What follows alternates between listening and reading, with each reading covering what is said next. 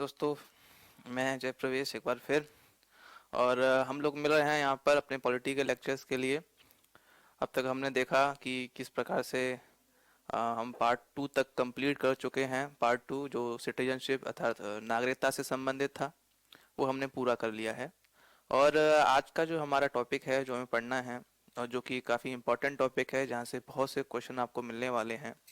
और एक तरीके से ये पॉलिटी की आत्मा है। और ये है आपका पार्ट थ्री, जिसे हम बोलते हैं फंडामेंटल राइट्स अर्थात मूल अधिकार। ठीक। तो मूल अधिकार क्या होते हैं, इनके बारे में हम पढ़ेंगे। देखते हैं ये हमें क्यों मिले हैं, कौन कौन से मूल अधिकार हमें प्रदान किए गए हैं, और यदि उन पर प्रतिबंध है तो कौन कौन से प्रतिबंध वहाँ लगाए गए हैं, कौन कौन सी जो विशेषताएं हैं उनकी, वो हम समझेंगे। ठीक। तो ये हमें सब देखना है। आज आज का टॉपिक हमारा यही है।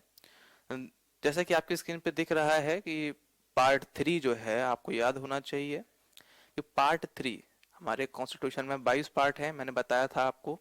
उसमें से जो तीसरा भाग है, वो भाग जो है आपका फंडामेंटल राइट्स अर्थात मूल अधिकारों से संबंधित है। ठीक है। तो हम इसको पढ़ने जा रहे हैं। यदि मैं आर्टिकल्स की बात करूं तो आर्टिकल यहाँ पे 12 से लेकर 35 तक आपके जो आर्टिकल दे रखे हैं आपके संविधान में, वो भाग तीन के अंतर्गत हैं और इनका संबंध मूल अधिकारों से है। ठीक है। तो ये आज हमें पढ़ना है इसमें, और देखते हैं क्या है। तो मूल अधिकारों से पहले मैं आपको थोड़ा सा एक बैकग्राउंड दे देता हूं, जिसे समझ बने कि अर्थात वास्तव में अधिकार है क्या, अधिकार किसी देश को क्यों प्रदान किए जाते हैं, ये मूल अधिकार की संकल्पना आई कहाँ से, और किसी देश की राजनीति में या उसके राजनीतिक तंत्र में, किसी देश के राजनीतिक संचालन में इन मूल अधिकारों का या अधिकारों का क्या महत्व होता है। ठीक। तो सबसे पहले तो मैं एक आपको बता देता हूँ कि अधिकार क्या होते हैं। देखिए, ये जो क्लासेस है, जो पार्ट जो है मूल अधिकार का, काफी इंपॉर्टेंट पार्ट है। अब तक जो हम पढ़ रहे थे क्वेश्चन वहां से आते हैं। ठीक है, नो डाउट आपको क्वेश्चन मिलेंगे। उन क्वेश्चंस की प्रकृति थोड़ी सरल होती है। जो जो पार्ट है आपका फंडामेंटल राइट्स, ये वाला पार्ट जो है, ये थोड़ा सा आप समझ सकते हो, थोड़ा कंसेप्चुअल टाइप का है। फैक्ट से क्वेश्चन, फैक्ट तो है यहाँ पर, फैक्चुअल क्वेश्चंस भी आपको देखने को मिलेंगे। बट इसमें जो सबसे इंपॉर्टेंट बात है वो ये है कि इसके थोड़ा कंसेप्ट भी आपको क्लियर होना चाहिए। जितना ज्यादा कंसेप्ट ये क्लियर होगा आपका, उतना ज्यादा बेहतर है आपके लिए। समझ रहे हैं बात को? तो हमें क्या करना है, हमें करना है कि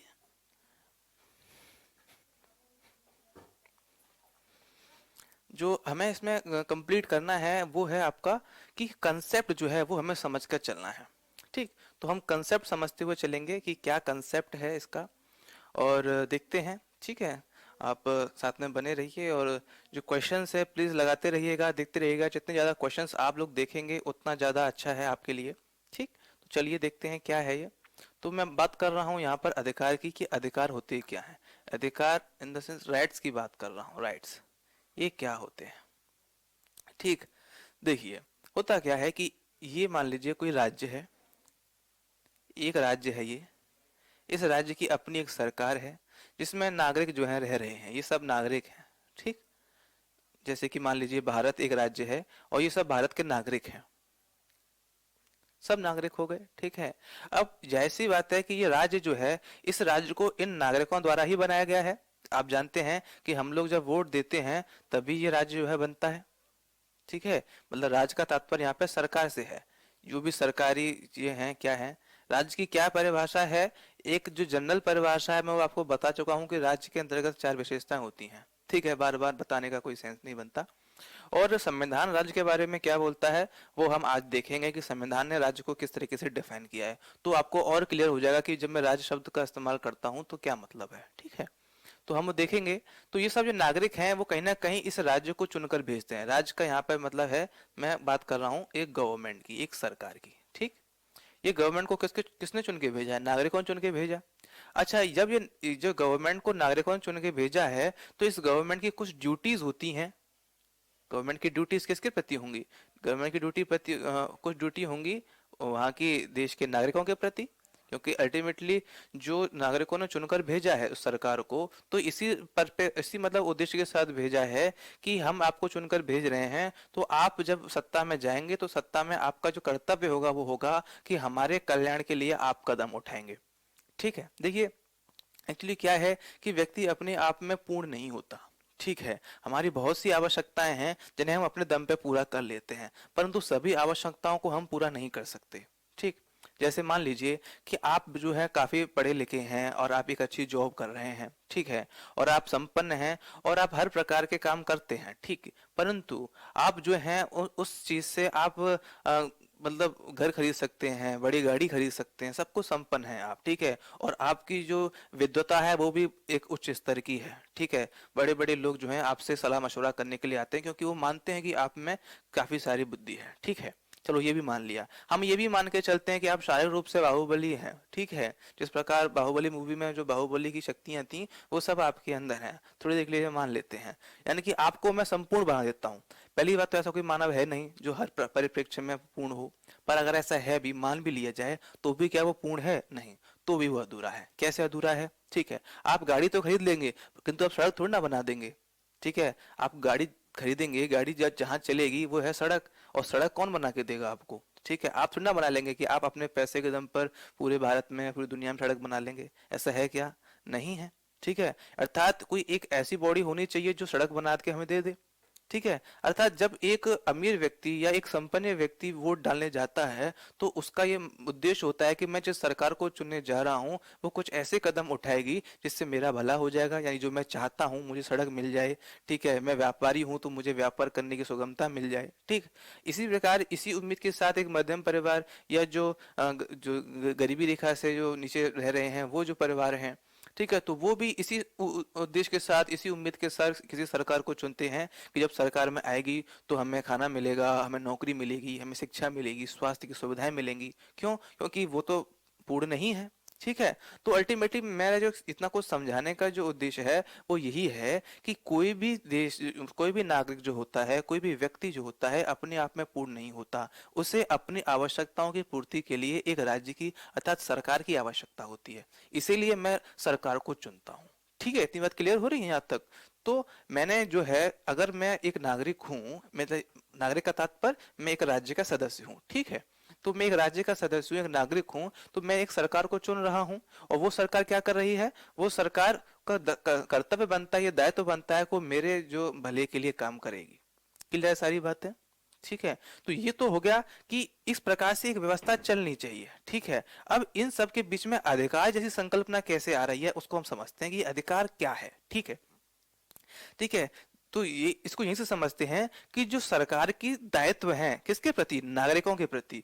आप उन्हें एक बार को अधिकार कह सकते हैं, ठीक है। पूर्ण रूप में ये सही नहीं है, बट समझने के लिए आप इतना समझ सकते हैं कि जो जिन अधिकारों को हम पढ़ने जा रहे हैं वो अधिकार क्या हैं कि राज्य के नागरिकों के प्रति कर्तव्य। आप ये समझ सकते हैं कि अधिकार का मतलब क्या है। अधिकार का मतलब ये है कि राज्य के जो नागरिक हैं तो राज्य की ये मतलब ये दायित्व तो बनता है कि उनके कल्याण के लिए कार्य करे। तो अल्टीमेटली अधिकार वही चीज है, ठीक है। क्यों अधिकार मैं इसको क्यों कह के चल रहा हूं? देखिए पूर्ण रूप में सत्य नहीं है, इसमें बहुत सी कमियां हैं, पर अभी मैं सिर्फ समझा रहा हूं तो इतना से दिमाग में रखो, ठीक है। हाँ, तो राज्य के नागरिकों के प्रति कर्तव्य जो भी हैं उनको मैं अधिकार मान के चल सकता हूँ। देखिए कैसे? देखिए मैंने मान लीजिए कि हम मतलब व्यापारी हैं, ठीक है। आप जो है एक शॉप में बैठे हुए हैं और आप जो है वहां पे बुक सेल करते हैं। मैं जब जाता हूँ वहां पर और मैं आपको कुछ पैसे देता हूँ तो आप क्या करेंगे? मुझे वो शॉप, मुझे जो बुक खरीदनी है वो आप मुझे दे देंगे, ठीक है। मैं जाऊंगा तो मैं कहूंगा मुझे पॉलिटी की चाहिए, कोई दूसरा व्यक्ति आकर कहेगा मुझे इकोनॉमिक्स की चाहिए, कोई कहेगा ज्योग्राफी की चाहिए, ठीक है। यानी सबकी अलग अलग डिमांड्स भी हैं, ठीक है। देने वाला एक ही शॉपकीपर है और सब जो है पैसा देने के लिए तैयार है। समझ रहे हैं बात को? इसी प्रकार से व्यवस्था चल रही है, ठीक है। इसी को राज्य के परिप्रेक्ष्य में लागू करके देखते हैं अब, ठीक है। राज्य क्या है कि हम सब ने क्या किया है, जो शॉपकीपर है इसे आप सरकार या राज्य मान लीजिए एक समय, कुछ समय के लिए, ठीक। यानी जो शॉपकीपर है वो कौन है? वो राज्य है, ठीक। और जो खरीदने के लिए जो ग्राहक आए हैं वो सब कौन है? नागरिक हैं।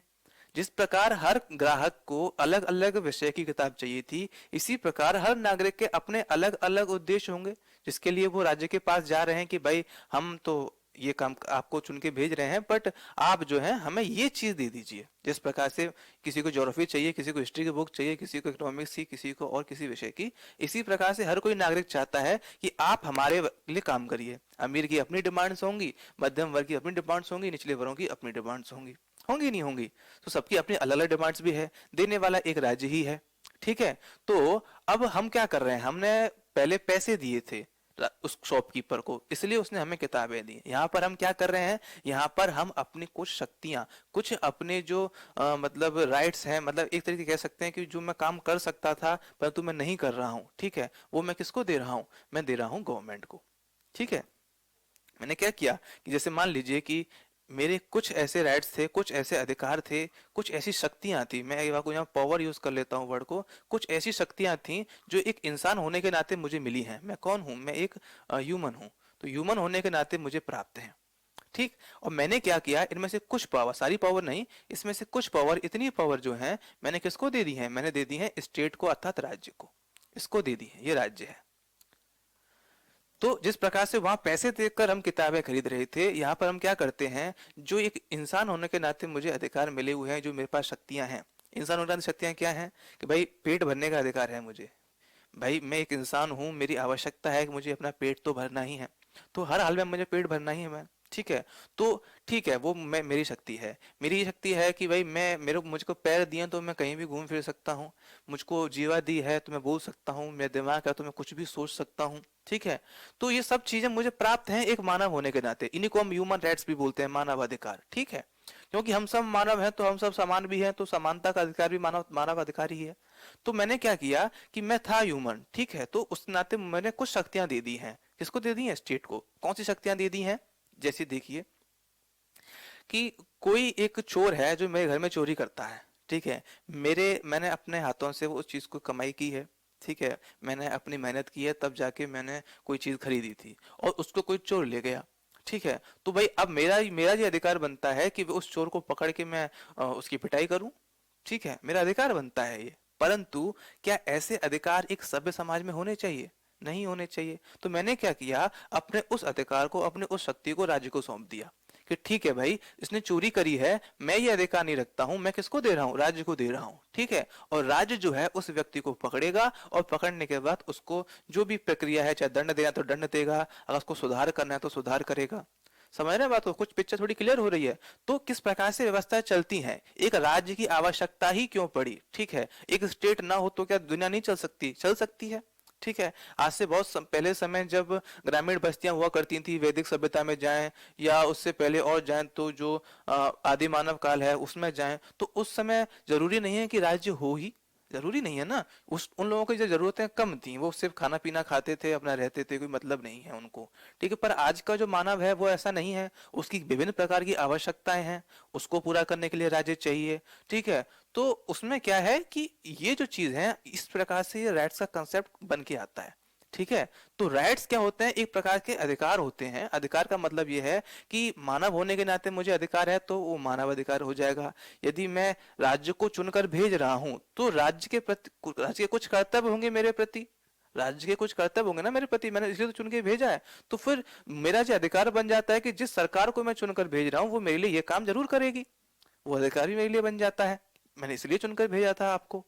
ठीक है, तो इस प्रकार से अधिकार का थोड़ा जो संकल्पना है, तो अधिकार और आवश्यकताओं को आप जोड़कर देख सकते हैं कि मानव की आवश्यकताएं जो हैं वही जो है अधिकार होते हैं। ठीक, परंतु जो हमें अधिकार अपने सिलेबस में पढ़ने हैं वो पढ़ने हैं ये वाले कि राज्य के जो कर्तव्य हैं हमारे प्रति वो क्या है। समझ रहे हैं बात को, अधिकार आप देखेंगे जैसे मैंने बताया कि यदि मानव के रूप में जो मेरी आवश्यकता है उनको पूरा करने के लिए जो मेरे पास राइट्स होंगे उनको मैं बोलूंगा मानव अधिकार। ठीक है, और कुछ ऐसे राइट्स होंगे कि जो मुझे प्राकृतिक रूप से मिले हैं, जैसे जिंदा रहने का अधिकार।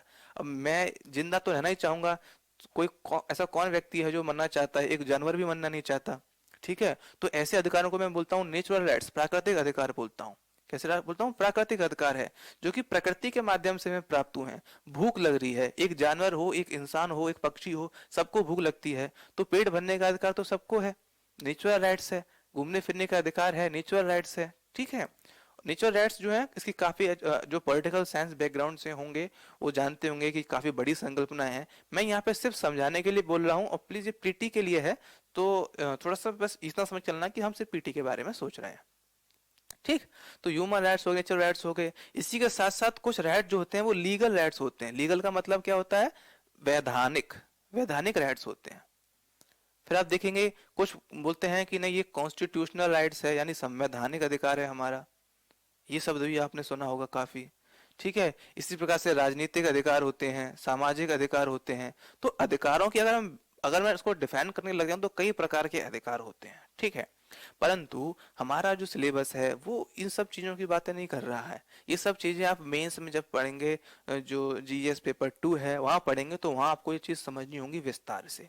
यहाँ पे हमें ये सब नहीं समझना है। मैं आपको मौलिक अधिकार पढ़ाने जा रहा हूँ, मेरा काम यही है। और हमारे पास समय काफी कम है, तो हम ज्यादा बातें इधर उधर की नहीं करेंगे। मैंने जो आपको समझाया अधिकार, वह सिर्फ इतना है कि हम क्या करते हैं कि राज्य को जो चुनकर भेजते हैं, तो कुछ अपने उद्देश्यों की, अपनी आवश्यकताओं की पूर्ति के लिए भेजते हैं, और राज्य का ये कर्तव्य बनता है कि इन आवश्यकताओं की पूर्ति करे।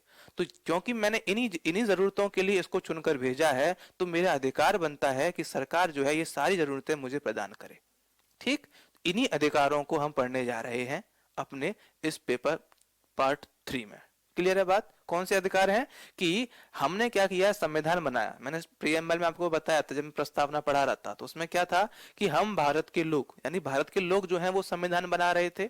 ठीक है। और उन भारत के लोगों ने ही सरकार बनाई है, और वही भारत के लोग अब डिमांड कर रहे हैं कि इस प्रकार की व्यवस्था हमें चाहिए। ठीक। तो अब वही मैं आपको देखिए, मैंने भी बोला कि हर नागरिक की अपनी अलग अलग आवश्यकताएं होती हैं। तो अब सरकार जो है प्रत्येक नागरिक के पास थोड़ी ना जाएगी कि भाई मुझे बताइए कि आपकी क्या आवश्यकता है, मैं पूरा करता हूँ। ऐसा नहीं है। तो हम सब ने क्या किया, हम सब व्यक्तियों ने मिलकर, हम भारत के लोगों ने मिलकर क्या बना दिया, एक संविधान बना दिया। क्या बनाया हमने? संविधान बनाया। किसने बनाया था? हमारे देश के लोगों ने तो बनाया था, आपको मैंने बता दिया है। तो संविधान का स्रोत है क्या? संविधान का स्रोत है भारत की जनता। तो भारत की जनता ने संविधान बना के दे दिया है, और इसमें बता दिया है कि देखिए ये फंडामेंटल राइट्स वाला चैप्टर है ना, इसमें जो जो हम राइट लिख रहे हैं वो सारे राइट्स हमको दिलवाइए। क्लियर? थोड़ा सा क्लियर हुआ है क्या चीज? तो फंडामेंटल राइट्स का मतलब क्या है? यही मतलब है कि ये चैप्टर क्यों ऐड किया गया है। इस चैप्टर का मतलब ये है कि हर राज्य का अपनी जनता के प्रति, अपने नागरिकों के प्रति कुछ कर्तव्य होते हैं, जिनके लिए उनको, इसलिए उनको चुनकर भेजा जाता है, और इसीलिए उस राज्य का निर्माण किया गया है। ठीक है। क्योंकि सभी लोग अपनी अपनी डिमांड अलग अलग न करें, इसीलिए क्या किया है, कुछ डिमांड्स हमने ऐसी रख दी हैं कि एक जनरलाइज करके उसको एक तरह से कोडिफाई करके हमने संविधान के पार्ट 3 में डाल दिया है कि ये अधिकार जो है आप हमें प्रदान करेंगे। ठीक है। तो ये कुछ ऐसी व्यवस्था है अधिकार के बारे में, और फिर हम आगे समझते हैं क्या है ये। चलिए देखिए, अब क्या है कि जो अधिकार है हम पढ़ने जो जा रहे हैं, ठीक है, थोड़ा सा मैं बता देता हूं। दो प्रकार के आप अधिकार समझिए। एक मैंने बताया अभी, वैधानिक अधिकार यानी कि लीगल राइट्स, ये क्या होते हैं, एक लाइन में समझ लीजिए। और संवैधानिक अधिकार क्या होते हैं, कॉन्स्टिट्यूशनल राइट्स क्या होते हैं, ये समझ लीजिए। एक लाइन में हम इनको समझा देता हूँ। ठीक है। देखिए, यदि कोई अधिकार आपको कानून के माध्यम से प्रदान किया गया है, कानून मतलब कोई एक्ट है, कोई लॉ है, ठीक है, इसके माध्यम से प्रदान किया जा रहा है, तो उसे मैं बोलता हूं वैधानिक अधिकार। यदि संविधान में लिखित है, हमारा जो संविधान है लिखित संविधान है, आपको पता है। ठीक है। तो संवैधानिक जो अधिकार है, संविधान में लिखित अधिकार जो है, वो सारे अधिकार क्या होंगे आपके, वो होंगे संवैधानिक अधिकार। ठीक। तो अब जब मैं आपको बताऊंगा तो काफी सारी चीजें आएंगी, जब मैं बोलूंगा कि ये संवैधानिक अधिकार है, ये वैधानिक अधिकार है, या कानूनी अधिकार है। इसको कानूनी अधिकार भी बोल सकते हैं आप। ठीक है। क्योंकि कानून के माध्यम से प्राप्त है। ठीक। तो ये है। जैसे मान लीजिए कि आप अधिकार की बात कर रहे हैं, तो यदि मैं बोलूं कि मुझे मतलब स्वतंत्र घूमने का अधिकार है, तो संविधान में मैं आपको बताऊंगा अभी कि वहां पे एक लाइन में लिखा हुआ है कि कोई भी व्यक्ति भारत के किसी भी भूभाग में घूम सकता है। ठीक है। तो ये सब संविधान में लिखा है, तो कैसा अधिकार हो जाएगा, संवैधानिक अधिकार हो जाएगा। संविधान में लिखा हुआ है कि किसी के साथ भेदभाव नहीं करेंगे। ठीक है। यानी प्रत्येक व्यक्ति को सम्मान के साथ जीने का अधिकार है, तो सब है, तो ये संवैधानिक अधिकार हो जाएगा। ठीक। ये भी आपका अधिकार है। परंतु अब एक अधिकार जैसे है, मान लीजिए कि आप बोल रहे हैं कि मुझे जो है मैं मेरा जो मेरे घर से चोरी हो गई है, और उस चोर को पकड़कर दंड दिलवाने का अधिकार है क्या मुझे? हाँ, मुझे अधिकार है, परंतु वो कानूनी अधिकार है। ठीक है, आपके साथ कोई जाति होती है, ठीक है, मान लीजिए कि घरेलू हिंसा है, तो घरेलू हिंसा में क्या होता है कि किसी मतलब व्यक्ति ने अपनी जो पत्नी है, अपनी वाइफ को अब घर के अंदर जो है और उसके मतलब उसके साथ हिंसा की है किसी प्रकार की, तो उस महिला को यह अधिकार है कि वो इसके खिलाफ जाकर मुकदमा दर्ज करा दे और उस व्यक्ति को दंड दिलवाए।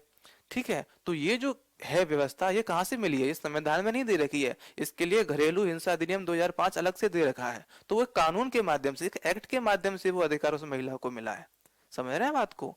तो इस प्रकार के कई सारे अधिकार हैं जो कानून हमें प्रदान करते हैं, उसको एक कानून बना दिया है। अब जैसे मान लीजिए अभी हाल में 3 तलाक की बात हो रही है, तो 3 तलाक जो एक्ट है वो पारित कर दिया गया है। अब उसके माध्यम से क्या है, यदि कोई जो व्यक्ति जो है किसी महिला के साथ 3 बार उसको तलाक बोलकर और तलाक दे देता है, तो वो उस महिला का ये अधिकार है कि वो जाएगी और उसके खिलाफ कंप्लेंट करेगी। ठीक है, तो उसका अधिकार बनता है। तो ये अधिकार संविधान में कहीं नहीं लिखा है। ठीक है, ये अधिकार कहाँ से मिला उसको? ये अधिकार मिला है कानून के माध्यम से। ठीक है, बट अब ये देखिए कि जो संविधान है और कानून है, इसमें एक सबसे बड़ा एक आपको मैं बता दूं जो है, ये देखिए, ये कानून हो गए और ये हो गया आपका संविधान। अब कानून बनते कैसे हैं? आप ये समझ गए हैं कि संविधान अलग है और कानून अलग है। संविधान मतलब जो ग्रंथ मैंने आपको बताया, जिस ग्रंथ में जो बातें लिख रही हैं वो संविधान है। और कानून का तात्पर्य होता है कि संसद द्वारा पारित एक विधेयक, कोई प्रस्ताव आया, संसद ने एक पारित विधेयक को पारित कर दिया, वो क्या बन गया? कानून बन गया। कब बनता है? लोकसभा ने उसे पारित कर दिया है, राज्यसभा ने पारित कर दिया है और राष्ट्रपति जी ने उस पर क्या कर दिए? साइन कर दिए, हस्ताक्षर कर दिए। तो ये जो बिल है क्या बन जाएगा? कानून बन जाएगा।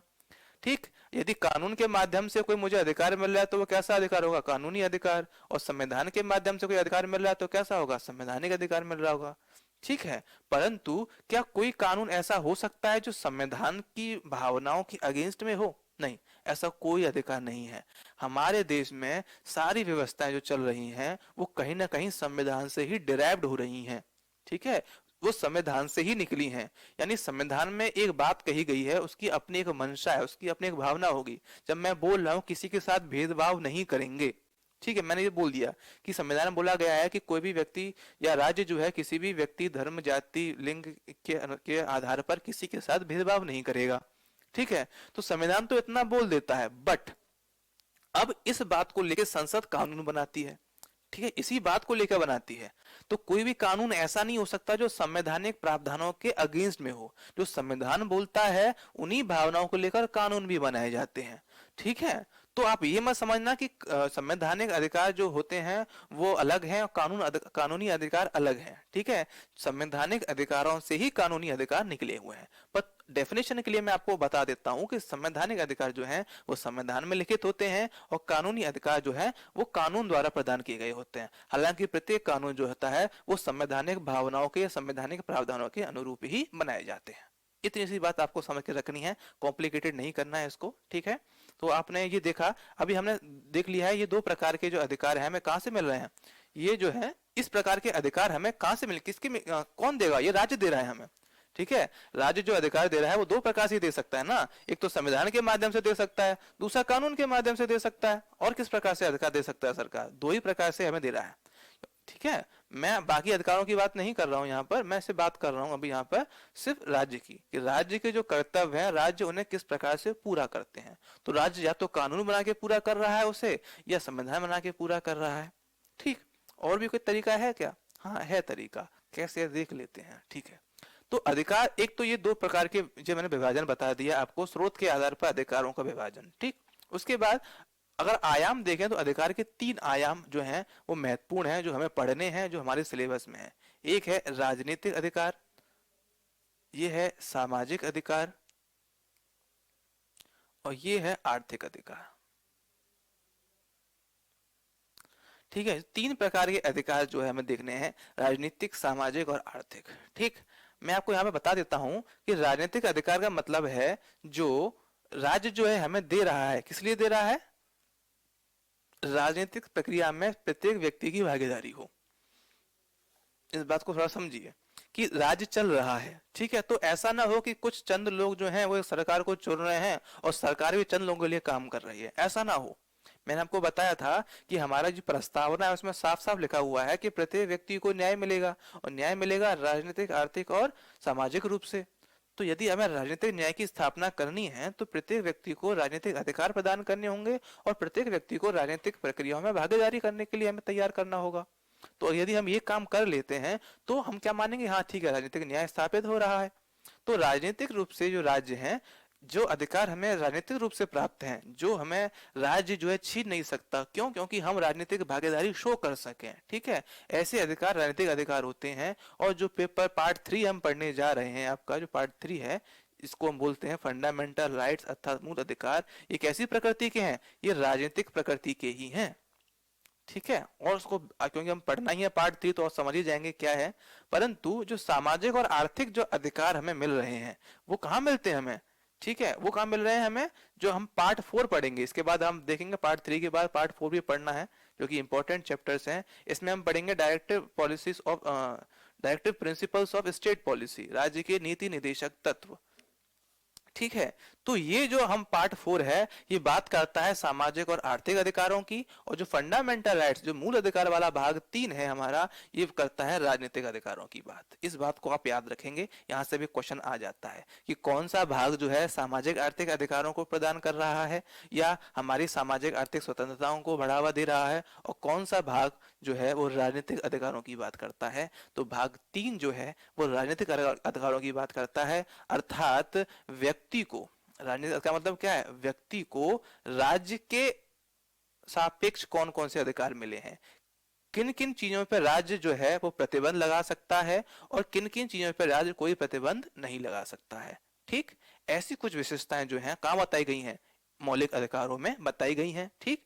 जबकि एक व्यक्ति का सामाजिक और आर्थिक विकास सुनिश्चित हो सके, विकास सुनिश्चित हो सके, कैसा, सोशल और इकोनॉमिक, ये विकास सुनिश्चित करने के लिए सरकार जो कदम उठा रही है, इसके लिए सरकार कोई एक्ट बनाती है, कोई पॉलिसी बना रही है, कोई स्कीम चला रही है, ठीक है। ये सभी क्या, ये तो हमारे अधिकार हैं। मैंने बताया ना कि जिन आवश्यकताओं के लिए हमने सरकार को चुना है वही मेरे अधिकार हैं।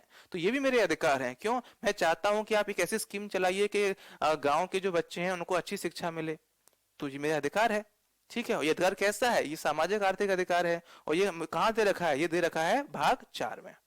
क्लियर है बात? तो थोड़ी सी बात क्लियर हो रही है कि हम अधिकार, कौन से अधिकार पढ़ने जा रहे हैं। अल्टीमेटली पेपर वो पार्ट 3 और पार्ट 4 दोनों ही अधिकारों की बात करते हैं। पार्ट 3 का संबंध अधिकतर रूप से आप देखेंगे राजनीतिक अधिकारों से है, वहीं आपका पार्ट 4 जो डीपीएसपी से संबंधित है, राज्य के नीति निदेशक सिद्धांतों से संबंधित है, वो जो है आपका सामाजिक आर्थिक अधिकारों की बात करता है। क्लियर है इतना? ये मैंने आपको एक पिक्चर क्लियर कर दी है, इसको थोड़ा दिमाग में रखिएगा। अब हम धीरे धीरे जो है अपने टॉपिक पर आते हैं कि वास्तव में जो संविधान है वो क्या कह रहा है, क्या विशेषताएं होती है मौलिक अधिकारों की, ठीक है, हम वो देखते हैं। तो आपके सामने स्क्रीन पे देख रहे हैं जो अगला हमारा जो टॉपिक है वो है मौलिक अधिकार यानी फंडामेंटल राइट्स। और ये अनुच्छेद 12 से लेकर 35 तक है। और ये किस भाग में है? भाग 3 में है। ये 3 बातें आपको याद होनी चाहिए, फैक्चुअल पॉइंट है, पहला पॉइंट है, यह जरूर रखना है आपको, ठीक है। इसे भारत का मैग्ना कार्टा भी कहा जाता है, इस बात को भी थोड़ा सा याद रखेंगे। और ये अवधारणा हमने कहाँ से ली है? अमेरिका के संविधान से ली है। सबसे पहले फंडामेंटल राइट्स या मूल अधिकार जैसी संकल्पना जो है अमेरिकी लोगों ने अपने संविधान में लिखी थी, वहीं से हमने ये संकल्पना ली है। क्लियर है बात? ठीक है। तो अब मैंने देखो आपको अधिकार बता दिए क्या होते हैं, मैंने ये बता दिया कि संवैधानिक अधिकार क्या होता है, वैधानिक अधिकार क्या होता है, मैंने आपको ये बता दिया कि राजनीतिक सामाजिक आर्थिक क्या होते हैं। पर मैंने मूल अधिकार शब्द की तो मैं जिक्र ही नहीं किया, मूल शब्द का मैंने जिक्र नहीं किया। अधिकारों में कहीं भी मैंने मूल शब्द का इस्तेमाल किया है? अभी तक नहीं किया है। तो जो अधिकार हम पढ़ने जा रहे हैं भाग 3 में, इन्हें मूल अधिकार अर्थात मौलिक अधिकार या फंडामेंटल राइट्स क्यों कहते हैं? व्हाई दे आर फंडामेंटल, ठीक है। तो ये थोड़ा सा एक क्वेश्चन है जो आ सकता है, तो आप इस बात पे थोड़ा ध्यान देंगे कि इसके दो अर्थ हैं। जब मैं बात करता हूं मूल अधिकार अर्थात मौलिक अधिकार, एक ही बात है, तो इसकी दो बात हैं, ठीक है। एक बात तो देखिए ये है, आप देखें यहाँ पर कि जिस गारंटी ली जा रही है इसकी, एक वर्ड तो आप ये याद रखेंगे, गारंटी ली जा रही है। कौन ले रहा है गारंटी? संविधान ले रहा है, ठीक। और दूसरा ये है व्यक्ति के सर्वांगीण विकास। इन दो बातों पे आप थोड़ा ध्यान देंगे। ये दो बातें जो हैं आपकी मूल संकल्पना को समझाती है कि मूल क्यों कहा जाता है या मौलिक क्यों कहा जाता है, ठीक। देखिए इसको थोड़ा सा समझते हैं क्या है ये।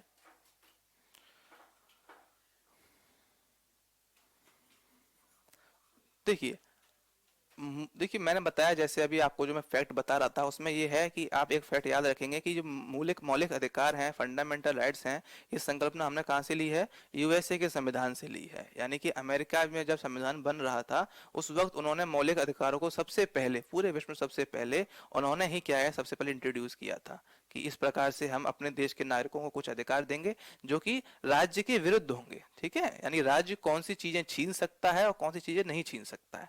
मैंने बताया ना कि जब हम एक देश की सरकार को चुनते हैं तो हम अपनी कुछ शक्तियां, कुछ अपने अधिकार राज्य को सौंप देते हैं। तो कौन कौन से भी अधिकार राज्य को सौंपे जा सकते हैं और कौन कौन से अधिकार नहीं सौंपे जा सकते हैं, या यूं कहिए कि राज्य किन किन अधिकारों को आपसे छीन सकता है और कौन से अधिकार वो नहीं छीन सकता है, इसी की बात जो है भाग 3 में की गई है, वो है मौलिक अधिकार। ठीक, हम बात कर रहे हैं मौलिक, इसकी बात कर रहे हैं कि इन अधिकारों को मौलिक क्यों कहा जा रहा है। तो ये दो बातें हैं, आप इस दो बात को नोट करके लिख लेंगे। दो वजह से हमने इनको मौलिक अधिकार बोला है। एक तो संविधान जो है इनकी गारंटी लेता है।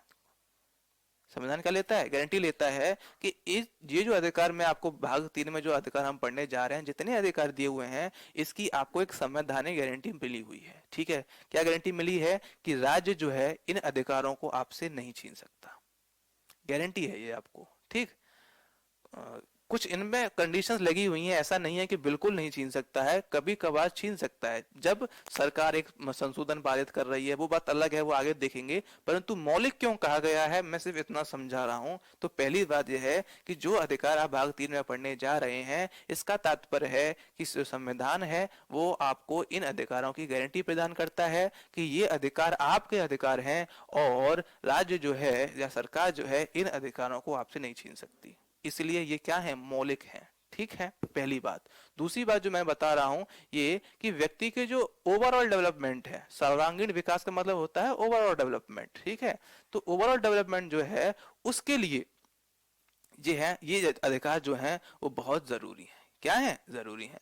यदि एक व्यक्ति को अपना विकास करना है, मान लीजिए कि मैं एक व्यक्ति हूं और मुझे अपना विकास करना है। विकास कैसा हो सकता है भाई? मैं सामाजिक आर्थिक विकास भी है, पर्यावरणीय विकास भी है, मेरा बौद्धिक विकास हो रहा है कि नहीं हो रहा है, मेरा शारीरिक विकास हो रहा है कि नहीं हो रहा है, ठीक है, राजनीतिक विकास हो रहा है कि नहीं हो रहा है। तो मैं अपना विकास कई आयाम में करता हूँ, मेरा एक विकास तो है नहीं कि मैं एक आयाम में कर रहा हूँ सिर्फ। ठीक, या मेरे में से पैसा आ जाए मुझे मतलब नहीं है, भले तुम मुझे रोज मारो, ऐसा थोड़ी ना हो सकता है।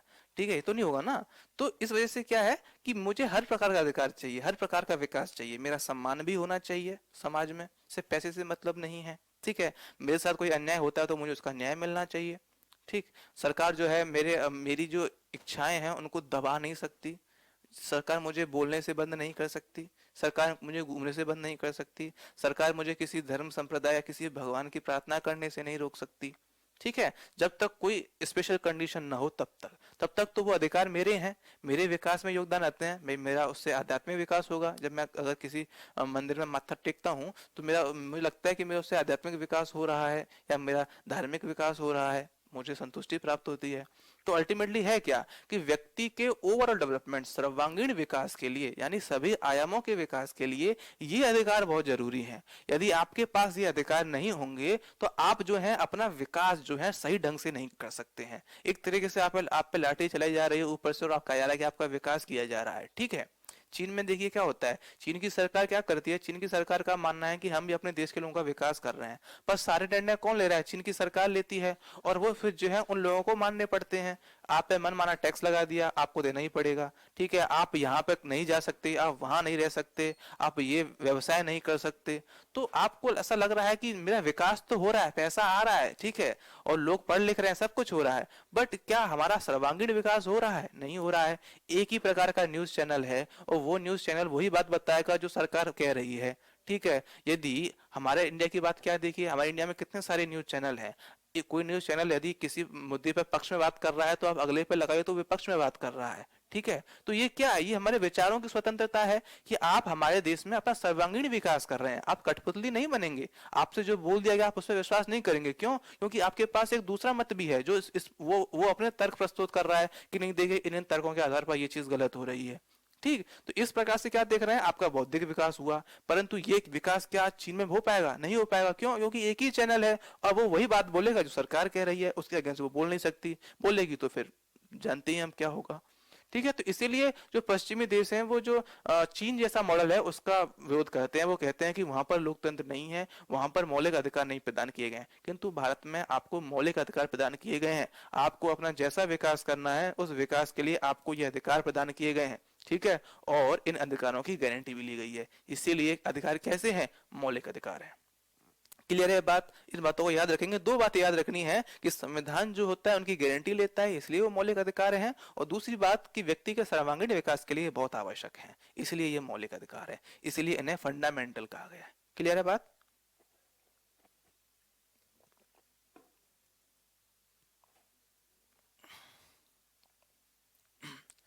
देखिए यही है कि मूल अधिकारों को मूल इसलिए कहा जाता है क्योंकि ये कानून के मूल सिद्धांत हैं जिसकी गारंटी संविधान में दी गई थी। और ये मूल इसलिए भी हैं क्योंकि ये व्यक्ति के सर्वांगीण विकास अर्थात भौतिक, बौद्धिक, नैतिक, आध्यात्मिक के लिए आवश्यक है। दो बातें आप याद रखेंगे। ठीक है, मैग्ना कार्टा एक शब्द है, आज शायद आपको थोड़ी सी दिक्कत हो सकती है कि भाग 3 को भारत का मैग्ना कार्टा कहा जाता है। मैग्ना कार्टा क्या है? मैग्ना कार्टा मतलब होता है अधिकार पत्र। इसको हिंदी में सीधा बोलते हैं अधिकार पत्र एक तरीके से। तो मैग्ना कार्टा जो है ये ब्रिटेन में एक टर्म है जो काफी प्रचलित होता है, जिसका मतलब है अधिकार पत्र। ठीक है, तो कंफ्यूज मत होना, मैग्ना कार्टा का मतलब होता है अधिकार पत्र। क्योंकि हम मौलिक अधिकार पढ़ रहे हैं तो वो अधिकार पत्र स्वतः हो जाता है। ठीक है, चलिए इसके बाद देखते हैं क्या है मौलिक अधिकार की विशेषताएं क्या हैं। इतना तो हमने देख लिया कि मौलिक अधिकार क्यों है, वाई दे आर फंडामेंटल्स। ठीक है, क्यों ये मूल हैं, क्या क्यों उनको मौलिक कहा गया है। ठीक है, और कुछ ये फैक्ट हैं जो आपने देख ही लिए। उसके बाद ये कुछ विशेषताएं देखते हैं क्या हैं। तो भाग 3 में 12 से 35 तक मौलिक अधिकारों का वर्णन है, ये बात मैं बता चुका हूँ। ठीक, विशेषताएं देखते हैं। पहली विशेषता दे रहा है मौलिक अधिकार वाद योग्य होते हैं। ये शब्द क्या आता है? इसको इंग्लिश में बोलते हैं जस्टिसेबल। ठीक है, वाद योग्य होते हैं। ठीक है, मतलब क्या है ये शब्द का मतलब? इस शब्द को थोड़ा समझ लीजिए, ये शब्द भी काफी बार पेपर में पूछा जाता है। ठीक है, वाद योग का मतलब है कि अब नाम से समझ में आ रहा है कि वाद, वाद मतलब क्या होता है? आप देखते हैं कि कोई केस, वाद मतलब क्या होता है? केस होता है ना। तो यदि मौलिक अधिकारों का हनन होता है तो आप केस कर सकते हैं। किस पर? सरकार पर। क्यों? क्योंकि ये अधिकार किसके विरुद्ध मिले हैं? राज्य के विरुद्ध मिले हैं ना। मैंने बताया कि यहाँ पर जब मौलिक अधिकार पढ़ने जा रहे हैं इसका मतलब हम राज्य और व्यक्ति के संबंधों को पढ़ने जा रहे हैं कि किन अधिकारों पर राज्य प्रतिबंध लगा सकता है और किन अधिकारों पर प्रतिबंध नहीं लगा सकता है। यही पढ़ना है मौलिक अधिकारों में। ठीक है, और अल्टीमेटली क्योंकि सरकार यदि प्रतिबंध लगाती है तो हम क्या कर सकते हैं? क्योंकि हमारा संविधान हमें गारंटी दे रहा है कि भाई ये आपके मौलिक अधिकार हैं, इस पर राज्य ऐसे ऐसे प्रतिबंध नहीं लगा सकती जब तक संशोधन ना करे तब तक। ठीक है, तो संशोधन करके बात लगा तो बात अलग है, परंतु बिना संशोधन के प्रतिबंध लगा रही है कोई कानून बनाकर, तो आप केस कर दोगे गवर्नमेंट पे कि देखिए इस प्रकार से मेरा काम हो रहा है। ठीक है, तो जैसे मान लीजिए कि अभी क्या होता है कि सरकार ने मुझे अधिकार दे रखा है कि मैं जो हूँ क्या कहता हूँ अपनी बात रख सकता हूँ, सब कुछ कर सकता हूँ। आपने कोई एक बुक लिखी, ठीक है, और उस बुक में क्या हो रहा है कि एक पर्टिकुलर जो सरकार ऐसी सरकार जो अभी पार्टी में सत्ता में है, ऐसे ऐसा जो दल है उसके विरुद्ध आपने कुछ लिखा है। ठीक है, वो ऐसा आपत्तिजनक भी नहीं है और तथ्यों पर आधारित है, और सरकार ने क्या किया? आपको पकड़ के जेल में डाल दिया। ठीक है, तो ये गलत है। क्यों? क्योंकि आपको अधिकार था कि आप अपनी बात रख सकते हैं, विचारों की को अभिव्यक्त करने का आपको अधिकार था, और आपने ये अधिकार तय जो कानून है चाहे जो सीमा है उसके अंदर ही किया है। किसी प्रकार की अनापत्तिपूर्ण कोई टिप्पणी नहीं की है, और जो बात आपने कही है वो तथ्यों पर आधारित कही है। तो आपको ऐसा लगता है तो आप जाइए सुप्रीम कोर्ट, हाई कोर्ट जाइए और उनसे बोलिए कि देखिए ये तो गलत हुआ है, मैं सिर्फ अपने अधिकार का उपभोग कर रहा था और सरकार ने क्या किया है? मुझे जेल में डाल दिया। तो आपने सरकार के अगेंस्ट केस कर दिया है ना। तो ये क्या है? वाद योग्य है। यानी आप यदि सरकार या राज्य जो है यदि इस बात का उल्लंघन, आपकी इन अधिकारों का जो 1235 के बीच में दे रखे हैं, इन अधिकारों का उल्लंघन करता है, तो आपको यह अधिकार है कि आप हाई कोर्ट या सुप्रीम कोर्ट या किसी और अन्य कोर्ट में जाकर इसके खिलाफ केस कर सकते हैं। ठीक, क्यों? क्योंकि संविधान इसकी गारंटी प्रदान कर रहा है। ठीक है, तो वही है वाद योग का मतलब कि मौलिक अधिकार वाद योग होते हैं, अर्थात मौलिक अधिकारों का हनन होने पर, मौलिक अधिकारों का हनन होने पर व्यक्ति अपने मौलिक अधिकारों की रक्षा हेतु न्यायालय की शरण ले सकता है। क्लियर है? इस बात को याद रखेंगे। दूसरा, मौलिक अधिकार असीमित नहीं है। ये दूसरी बात है, ठीक है। मैंने आपको बताया कि हाँ ये बात है कि भाई मुझे अपने अभिव्यक्ति को मतलब अपने विचारों को अभिव्यक्त करने का अधिकार है। मुझे वो बुक लिखी मैंने, और वो बुक में जो मेरे मन में भाव आ रहे थे मैंने वो लिख दिया। पर ये नहीं है कि मैं जानबूझ के कुछ भी लिख रहा हूँ, बिना तथ्यों पर आधारित लिख रहा हूँ, किसी की जो इसकी जो गरिमा है उसको ठेस पहुंचा रहा हूँ और अनापत्तिपूर्ण टिप्पणी कर रहा हूँ, ऐसी कोशिश कर रहा हूँ। मैंने ऐसी किताबें लिख दी हैं जिससे क्या हो रहा है कि दो संप्रदाय के लोग आपस में लड़ने लग गए और बहुत हिंसा हो गई, काफी लोगों को हानि हुई, जन हानि हुई। ठीक है, तो इस प्रकार की बातें तो मैं नहीं लिख सकता, ऐसे विचारों को तो अभिव्यक्त मैं नहीं कर सकता। ठीक है, क्या अगर मैं ऐसे विचारों को अभिव्यक्त कर रहा हूं तो ये मेरी आजादी है? आजादी तो है, परंतु ये गलत आजादी है। क्यों? क्योंकि ये आजादी सिर्फ मुझ तक है। मेरी इस आजादी की वजह से किसी दूसरे परिवार पर या दूसरे व्यक्ति पर आपत्ति आ गई, तो राज्य का तो कर्तव्य प्रत्येक व्यक्ति को संतुष्ट करना है। तो क्या हुआ है कि हमारा संविधान जो होता है वो उन कंडीशंस को भी शो करता है कि किन किन कंडीशंस पर आपके इन अधिकारों पर रोक लगाई जा सकती है। क्लियर है बात है? मैंने बताया कि मौलिक अधिकार में ये बताया गया है कि राज्य आपके किन अधिकारों पर रोक लगा सकता है और किन अधिकारों पर नहीं लगा सकता है।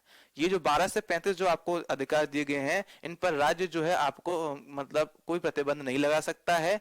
जिन जिन आधारों पर प्रतिबंध लगाया जाता है उन उन आधारों को भी यहाँ मेंशन किया गया है। ठीक है, तो ये कैसे हैं? असीमित हैं। असीमित मतलब यदि ये मतलब अगर ये लिमिटेड होते, देखिए अगर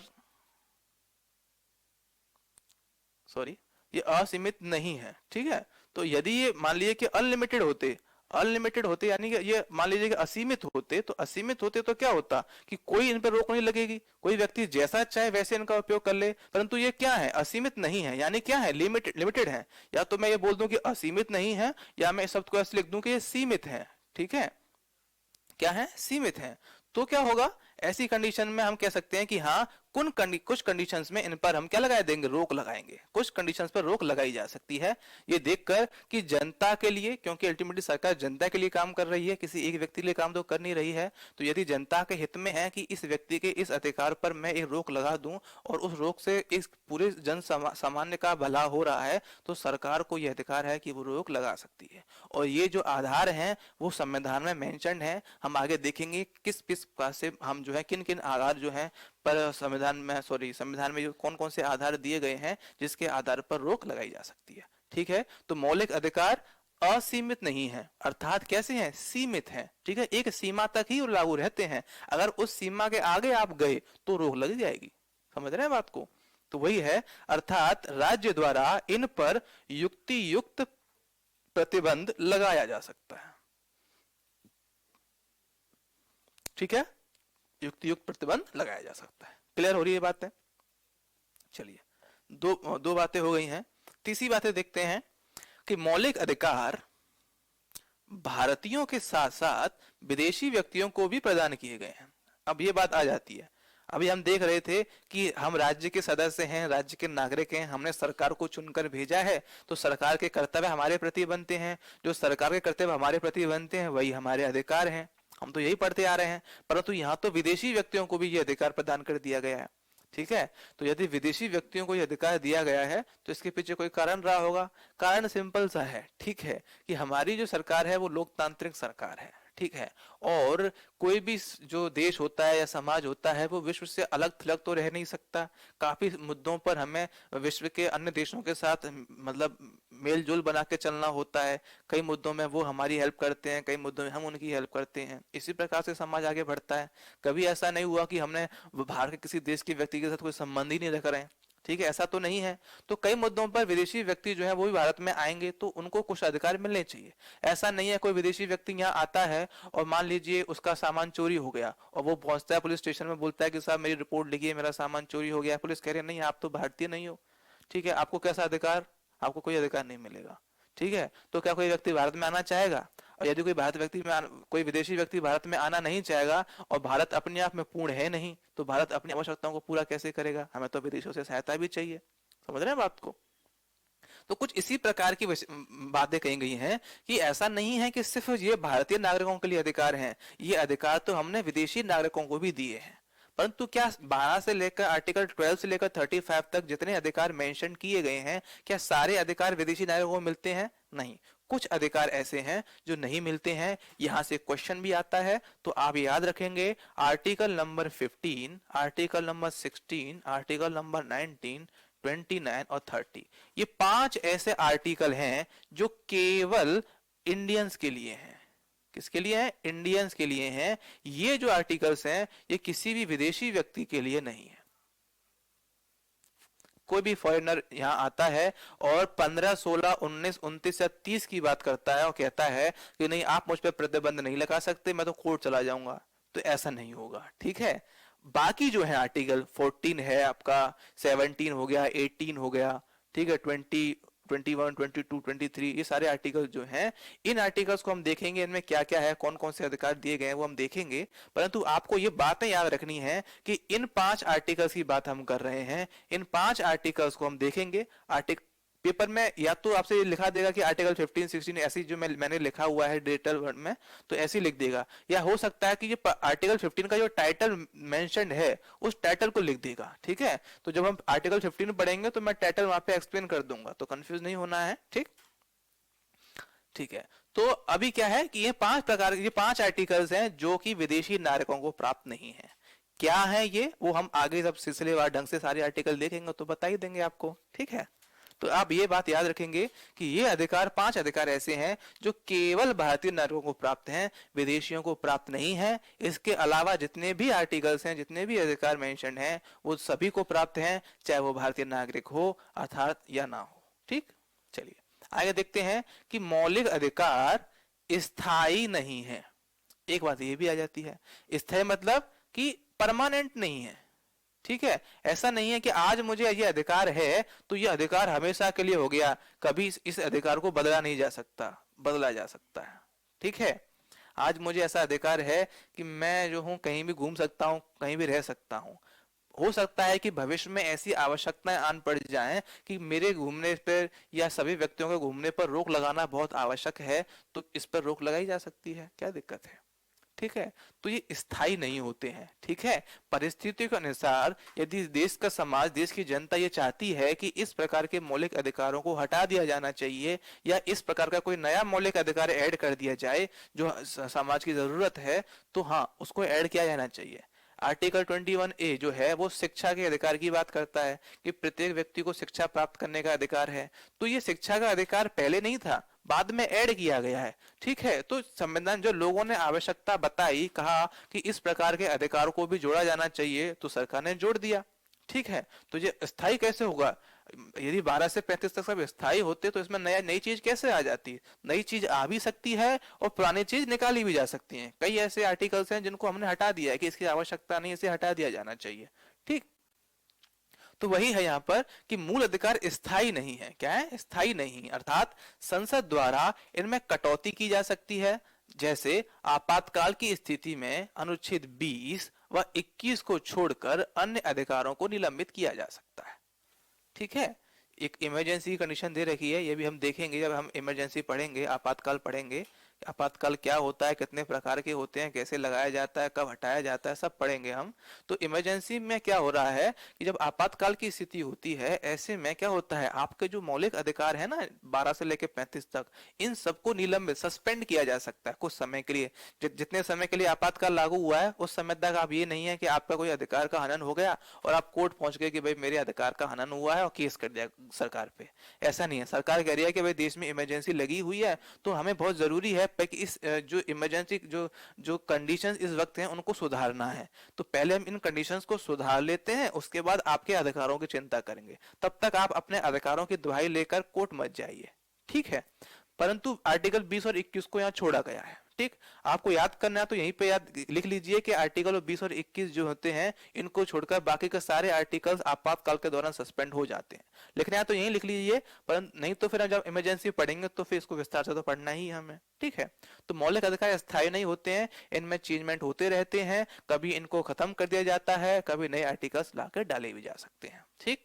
चलिए आगे देखते हैं क्या है कि मूल अधिकार नागरिकों को राज्य के विरुद्ध प्राप्त है। ये मैं आपको बता ही चुका हूं कि मूल मूल अधिकार का मतलब क्या है कि राज्य के जो आपको राजनीतिक अधिकार हैं वो प्रदान है, अर्थात कि राज्य आपके किन अधिकारों को छीन सकता है, किन को नहीं छीन सकता है। तो ये अधिकार किसके विरुद्ध प्राप्त हैं? राज्य के विरुद्ध प्राप्त हैं। ठीक है। कुछ अधिकार ऐसे हैं जो व्यक्ति के विरुद्ध भी प्राप्त हैं। जैसे मान लीजिए कि समानता का अधिकार है, आर्टिकल 15 में ये कहा गया है कि व्यक्ति जो है आपस में भेदभाव नहीं करेंगे। एक व्यक्ति जो है किसी सार्वजनिक मान लीजिए कि नलकूप है वहां से पानी पीने जाता है, ठीक है, और आप जो है उसको मार के भगा देते हैं कि नहीं आप तो निम्न जाति के हैं, तो ऐसी स्थिति में आप पर भी वो कार्रवाई कर सकती है। क्यों? क्योंकि संविधान ये अधिकार देता है उस व्यक्ति को कि वो सम्मान के साथ जी सकता है। ठीक, तो अल्टीमेटली जितने भी आर्टिकल इसमें दे रखे हैं, आर्टिकल 12 से लेकर 35, यदि उनका हनन होता है तो आप राज्य पे केस करते हैं, ना कि व्यक्ति पे केस करते हैं। ठीक है, ये कभी कभी थोड़ा मिसअंडरस्टैंडिंग हो जाती है कि भाई मैं यहाँ बोल रहा हूँ तो मुझे आप बोलने से नहीं रोक सकते, क्यों? क्योंकि मेरा मूल अधिकार है। ठीक है, तो ऐसा नहीं है। उस व्यक्ति तो के अगेंस्ट आप केस नहीं करेंगे, आप केस सिर्फ राज्य के अगेंस्ट करेंगे। ठीक है, क्योंकि मूल अधिकार नागरिकों को राज्य के विरुद्ध प्राप्त है, न कि व्यक्तियों के विरुद्ध प्राप्त है। ठीक है, किसके विरुद्ध प्राप्त है? राज्य के विरुद्ध। किंतु एक दो आर्टिकल ऐसा है जो व्यक्तियों के विरुद्ध भी प्राप्त है। जैसे बच्चों के शोषण से संबंधित एक अधिकार है कि बच्चों का जो शोषण नहीं किया जाएगा। ठीक है, तो बच्चों का शोषण राज्य तो नहीं करेगा, साथ के साथ कोई व्यक्ति भी नहीं करेगा। एक व्यक्ति जो प्राइवेट व्यक्ति है उसने अपना एक फैक्ट्री खोल ली है और वहां पे एक 9 साल के बच्चे को काम पे लगा दिया है। ठीक है, तो नहीं, ये गलत है। उस बच्चे का ये अधिकार है कि उसका कोई शोषण नहीं करेगा। जब तक वो एक निश्चित उम्र को प्राप्त नहीं कर सकता तब तक वो एक पर्टिकुलर फैक्ट्री में काम नहीं करेगा, क्योंकि वो जोखिमपूर्ण है।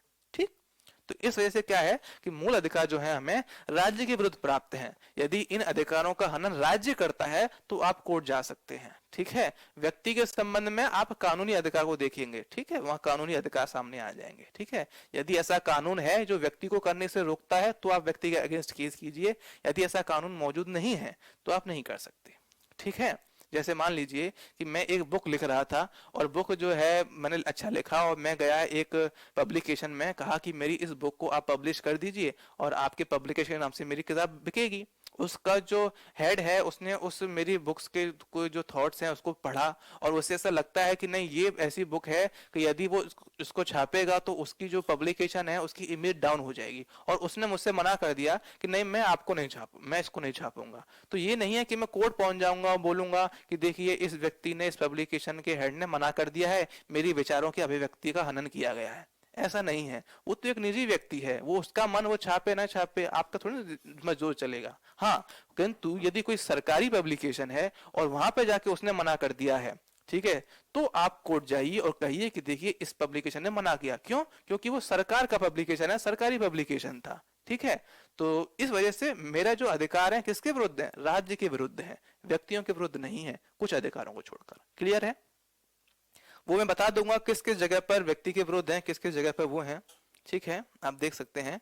अर्थात मूल अधिकार राज्यों पर कुछ प्रतिबंध लगाते हैं या ऐसा कार्य करने से रोकते हैं जो मूल अधिकारों के खिलाफ हो। इसीलिए मौलिक अधिकार को राज्य के परिप्रेक्ष्य में नकारात्मक प्रवृत्ति का माना जा सकता है। एक पॉइंट क्वेश्चन यहां भी आता है, एक जो पॉइंट है वो यहां से भी आता है। ठीक है, कि मौलिक अधिकार कैसी प्रकृति के होते हैं? नकारात्मक प्रकृति के होते हैं। ठीक है, इस पॉइंट को भी आप लिख लेंगे, क्वेश्चन यहां से आता है।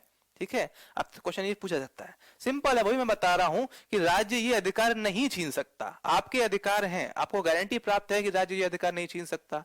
तो राज्य यदि ये काम नहीं कर सकता है तो ये कैसी प्रकृति की हो गई? नकारात्मक प्रकृति की हो गई। सिंपल सी बात है। ठीक है, तो यहाँ पे बोला गया है कि राज्य के परिप्रेक्ष्य में ये नकारात्मक प्रकृति के हैं, राज्य को यहाँ पे कोई अधिकार नहीं है। अधिकार हमें मिला हुआ है, मौलिक अधिकार हमारा है, हमारे सर्वांगीण विकास के लिए है, राज्य के विकास के लिए तो नहीं है। तो ठीक है, इसलिए राज्य को कुछ काम करने से रोका गया है कि आप इन अधिकारों को मत छीनिए भैया, ये तो इस व्यक्ति के लिए ही है। क्लियर है? हमारे जो संविधान निर्माता थे वो बड़े ही दूरदर्शी सोच के थे। उन्होंने ये पहले ही भाप लिया था कि कुछ ऐसी सरकारें भी आ सकती हैं जो हमारे अधिकारों को छीन सकती हैं। तो उन्होंने क्या किया? एक अलग से पार्ट बना दिया, बोला ये मौलिक अधिकार है, उन्हें कोई नहीं छीन सकता।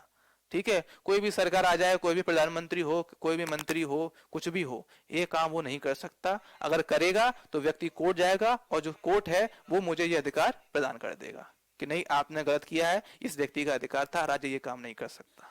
ठीक है, तो ऐसा नहीं है कि कोई भी यदि गवर्नमेंट में जाके बैठ गया है तो वो जो मन में आएगा वो करेगा, नहीं ऐसा नहीं करेगा, वो भी संविधान के अकॉर्डिंग करेगा। ठीक है, चलिए। तो ये हमने कुछ विशेषताएं देखी हैं किससे संबंधित, मूल अधिकारों से संबंधित। इन विशेषताओं को आप याद रखेंगे, इनसे क्वेश्चन बार बार आते हैं, इन चीजों को मैंने समझा दिया है ये क्या है।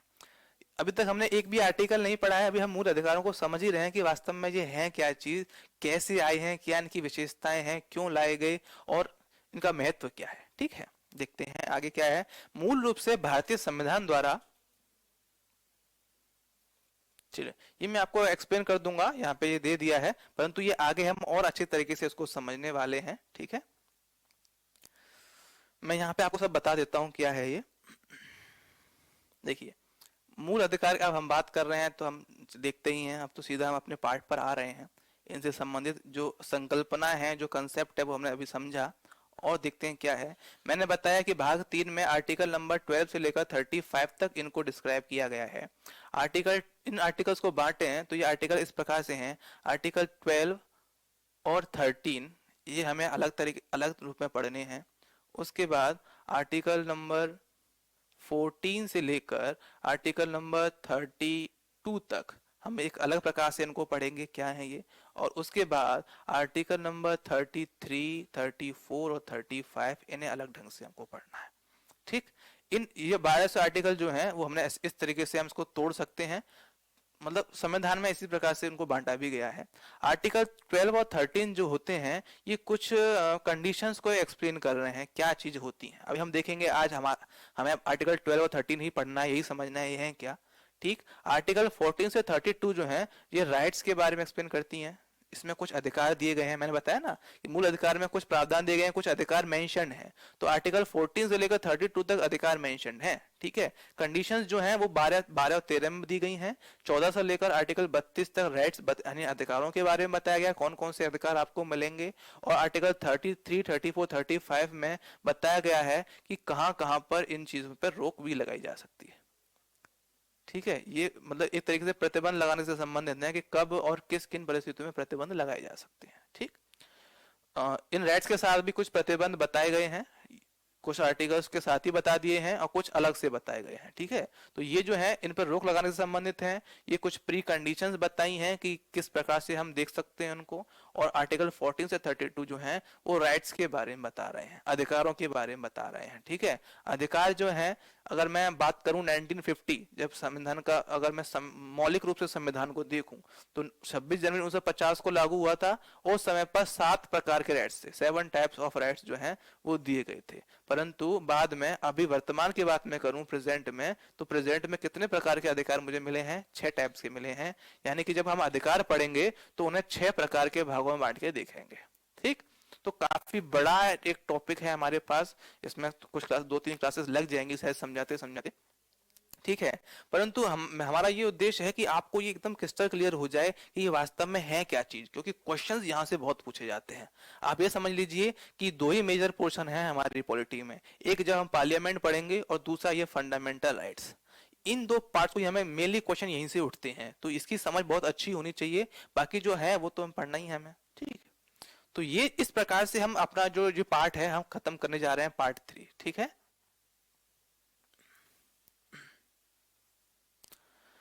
तो अभी जो आज का हम जो पढ़ने जा रहे हैं वो पढ़ने जा रहे हैं आर्टिकल नंबर 12 और 13, कौन कौन सी कंडीशंस दे रखी हैं, उन कंडीशंस को हमको पढ़ना है। फिर नेक्स्ट क्लासेस में हम देखेंगे इनको, आर्टिकल जो 40 से 32 हैं, कौन कौन से राइट्स आपको दिए गए हैं। ठीक है, उनमें से 6 टाइप के राइट्स, और 7वां टाइप भी हम पढ़ ही लेंगे क्या था। और उसके बाद फिर देखेंगे एक क्लासेस में कि कौन कौन से मुद्दों पर रोक लगाई गई है, और इसके साथ ही ये हमारा टॉपिक कवर हो जाएगा। ठीक है, तो इस चीज को देख रहे हैं आप। ठीक है, तो ये सब चीज जो है आप देख रहे हैं। अब जो हम पढ़ने जा रहे हैं वो कुछ कंडीशंस पे पढ़ने जा रहे हैं। आर्टिकल नंबर 12 और 13, देखिए आर्टिकल नंबर 12 है क्या। अल्टीमेटली आर्टिकल 12 में जो मेन उसकी हेडिंग है वो है राज्य की परिभाषा। मैंने अभी थोड़ी देर पहले आपको बताया था कि संविधान जो है वो भी राज्य को परिभाषित करता है। ठीक है। एक तो जो जनरल आपको पता ही है कि राज्य का मतलब क्या होता है, कि एक भूखंड होना चाहिए, सरकार होनी चाहिए, वहाँ की एक जनसंख्या होनी चाहिए, और वो राज्य संप्रभु होना चाहिए। चार प्रकार की कंडीशंस मैंने आपको बताई थी, ये भी राज्य की ही परिभाषा है। परंतु ये सामान्य परिभाषा है, जब भी आप पढ़ेंगे तो इस बात को काम जो है वो लेके चलेंगे। ठीक है। परंतु हमारा जो संविधान है ये आर्टिकल नंबर 12 में राज्य की परिभाषा देता है। किसकी परिभाषा दे रहा है? राज्य की परिभाषा। क्यों दी है राज्य की परिभाषा? ऐसा क्या है, क्या बोलता है ये? वो बोल रहा है कि भाग 3 में, भाग 3 अर्थात आर्टिकल नंबर 12 से लेकर 35 तक जितने भी प्रावधान हैं, आर्टिकल 12, 13, 14, 15, सब हर आर्टिकल्स में राज्य शब्द को बार बार प्रयोग किया गया है। ठीक है, इस शब्द का बार बार यूज किया गया है। तो इस राज्य को बार बार यूज किया गया है, तो राज्य का मतलब क्या होता है, वो मीनिंग जो है उसने बता के दिया है। कि जब आप इस पार्ट में एक कोई आर्टिकल पढ़ेंगे, उसमें लिखा है कि राज्य जो है भेदभाव नहीं करेगा, राज्य समान अधिकार देगा, जो भी बातें लिखी हुई हैं उसमें राज्य शब्द को यूज किया गया है। तो राज्य के अंदर कौन कौन आएगा, राज्य के अंतर्गत क्या क्या है, किसको राज्य आप मानेंगे? ठीक है। अब हो सकता है कि केंद्र सरकार बोले कि नहीं, राज्य का मतलब क्या है, राज्य का मतलब है जो हमारे राज्य बने हुए हैं वो, हम लोग नहीं है। ठीक है। और जो राज्य सरकार है वो ये बोल रही है कि नहीं, राज्य का मतलब तो केंद्र और राज्य दोनों है। ठीक है। एक सरकारी व्यक्ति जो मतलब दफ्तर में बैठा हुआ है, वो बोल रहा है राज्य का मतलब सरकार होती है। भैया हम सरकार में थोड़ी ना, हम तो सरकार के कर्मचारी हैं, तो हम तो राज्य के अंतर्गत नहीं आते हैं। आपसे ये बोला जा सकता है।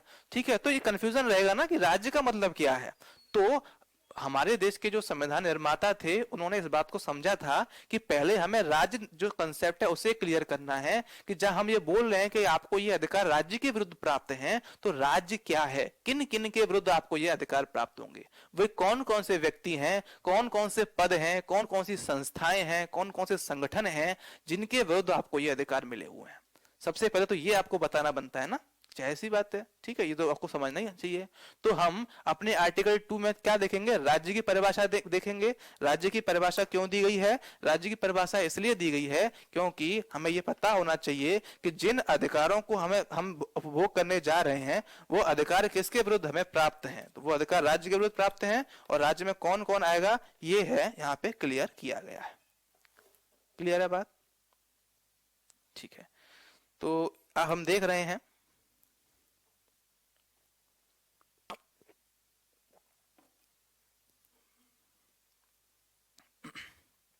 आर्टिकल 12। इस अनुच्छेद में राज्य को परिभाषित किया गया है। इस परिभाषा को भाग 3 व भाग 4 दोनों पे लागू किया जाता है। ठीक है। जो राज्य की परिभाषा दी गई है आर्टिकल 12 में, वो दी गई है आपको यहाँ पर। आप देखेंगे जब हम भाग 4 पढ़ेंगे ना, आर्टिकल नंबर 36 से लेकर 51 तक, ये आर्टिकल 4 में दिया हुआ है। तो जो आर्टिकल 36 आप जब पढ़ेंगे तो देखेंगे वो भी राज्य की परिभाषा ही बता रहा है। दो आर्टिकल जो है वो राज्य की परिभाषा बताते हैं। अभी के लिए आप इतना याद रखिए, जब हम भाग 4 पढ़ेंगे तब फिर मैं बताऊंगा राज्य की परिभाषा जो है। तो अब देख लेते हैं कि राज्य की परिभाषा जो बताई गई है वो क्या है आर्टिकल 12 में। ठीक। तो आर्टिकल 12 जो है अनुच्छेद 12 के अनुसार राज्य के अंतर्गत निम्नलिखित तत्व शामिल होंगे। मैंने आपको बताया कि जिसमें हमें पढ़ना है वो क्या पढ़ना है, कि हमें ये देखना है कि राज्य का जो कंसेप्ट है, राज्य जो शब्द है उसको स्पष्ट किया गया है। अर्थात जो अधिकार हमें राज्य के विरुद्ध प्राप्त हुए हैं, वो अधिकार जो हैं उस किस राज्य में वो कौन कौन सी संस्थाएं, संगठन, व्यक्ति एवं पद आएंगे जिन्हें हम राज्य का दर्जा देंगे। ठीक। या अन्य शब्दों में बोलें तो आप ये बोल सकते हैं कि राज्य में कौन है कौन नहीं है। ठीक, ये हम देखने जा रहे हैं। तो सबसे पहले जो इसमें पॉइंट दिया है वो है भारत की सरकार एवं संसद। ये आप याद रखेंगे कि भारत की सरकार यानी कि जो मैं सेंट्रल गवर्नमेंट की बात कर रहा हूँ वो, और पार्लियामेंट, ये सब जो हैं राज्य के अंतर्गत आते हैं। ठीक है। दूसरा जो दे रखा है आपके संविधान में है वो है राज्य की सरकारें एवं विधानमंडल, ये सब इसके अंतर्गत आते हैं। तीसरा, सभी स्थानीय प्राधिकारी, मतलब जितने भी मतलब आपके लोकल गवर्नेंस से रिलेटेड जितने भी प्राधिकारी हैं वे सब, एवं अन्य प्राधिकारी। प्राधिकारी मतलब मैं जो उन अधिकारियों की बात भी कर रहा हूं जो गवर्नमेंट द्वारा चलते हैं। ठीक। देखिए ये तो है संविधान में इस प्रकार से दे रखा है कि राज्य की सरकार होंगी, ये होंगी। ठीक है। तो आप ये सब तो ठीक है, आप पढ़ेंगे ही देखेंगे ही। मैं आपको एक जनरल व्यू दे देता हूँ जिससे आपको ये पता चल जाएगा कैसे हम राज्य मान के चल रहे हैं, कैसे राज्य मान के नहीं चल रहे हैं। ठीक है, जैसे मान लीजिए कि देखिए सिंपल सी बात है कि मैंने राज्य का जो अर्थ बताया आपको, वो बताया है सरकार, गवर्नमेंट। ठीक है, वो हम बता के चल रहे हैं सरकार है। अब इस सरकार में या इस राज्य में कौन कौन आ रहा है, तो देखिए दो प्रकार की सरकारें हमारे यहाँ होती हैं। ठीक है, थोड़ी तीन प्रकार की सरकारें हमारे यहाँ होती हैं। ठीक है, एक है आपकी सेंट्रल गवर्नमेंट यानी केंद्र सरकार, एक है आपकी स्टेट गवर्नमेंट यानी कि राज्य सरकार है, और एक आपकी होती है लोकल गवर्नमेंट अर्थात स्थानीय सरकार है। ठीक है, इसमें आपके जो है पंचायत भी आती हैं, और इसी में आपके नगर पालिकाएं अर्थात म्यूनिसिपैलिटीज भी आती हैं। ठीक, राज्य सरकारें में मैंने बताया 28 हैं, और सेंट्रल स्टेट के साथ यहाँ यूटीज भी ले सकते हैं आप। ठीक, तो हम देखें तो ये जो है सरकार है, ये सरकार की जो रूप है वे तो सब स्वतः ही राज्य के अधीन आई जाएंगे, वो तो राज्य हैं ही। ठीक है, अब क्या है, इनके अधीन चाहे वो सेंट्रल गवर्नमेंट हो, चाहे स्टेट गवर्नमेंट हो, चाहे लोकल गवर्नमेंट हो, इनके अधीन जो पद हैं वो पद क्या है, वो भी क्या है, राज्य में ही आएंगे। ठीक, या कोई ऐसा पद है या कोई ऐसी संस्था है जिसकी फंडिंग जो है वो कहां से आ रही है, वो इन तीनों से आ रही है, इससे इससे या इससे। इन तीनों से यदि फंडिंग भी मिल रही है तो भी क्या है, वो भी राज्य है, वो भी राज्य के अधीन आएगा। कोई एक ऐसा स्कूल है मान लीजिए कि जो किसी निजी व्यक्ति ने खोला था, परंतु अब क्या है, गवर्नमेंट द्वारा उस स्कूल को वित्तीय सहायता प्रदान की जा रही है, तो क्या उसे राज्य का संस्था मानेंगे, बिल्कुल मानेंगे। ठीक है, क्या कंडीशन है, कब मानते हैं कब नहीं मानते हैं वो आगे की बात है, बट अभी आप ये समझ लीजिए कि ऐसे मान लीजिए कुछ एनजीओ हैं। ठीक है, कोई एनजीओ होते हैं, तो एनजीओ क्या करते हैं, वो राज्य से फंडिंग लेते हैं और उस पैसे को फिर वो अपने जो व्यक्ति होते हैं उनके साथ समाज में खर्च करते हैं। तो क्या उस एनजीओ को राज्य माना जाएगा, बिल्कुल माना जाएगा।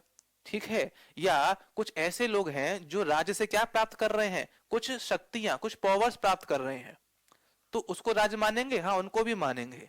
ठीक है, कुछ ऐसे मतलब संस्थाएं हैं जो भारत में काम कर रही हैं, कैसे काम कर रही हैं कि भाई आप एक काम कीजिए कि सिक्योरिटी का काम कर रहे हैं, मान लीजिए कोई एक ऐसी ऐसी एजेंसी है जिसने क्या किया है, गवर्नमेंट से टाई अप कर लिया है और वो सिक्योरिटी प्रदान कर रही है किसी विशेष क्षेत्र में, तो वो अधिकार वहां पे राज्य को अधिकार था सिक्योरिटी प्रदान करने का, परंतु राज्य वहां पे करने में सक्षम नहीं है, तो उसने क्या किया, वहां पे अपने एक प्रतिनिधि को भेज दिया या अपने किसी कॉन्ट्रैक्टर को भेज के वो काम करवा दिया।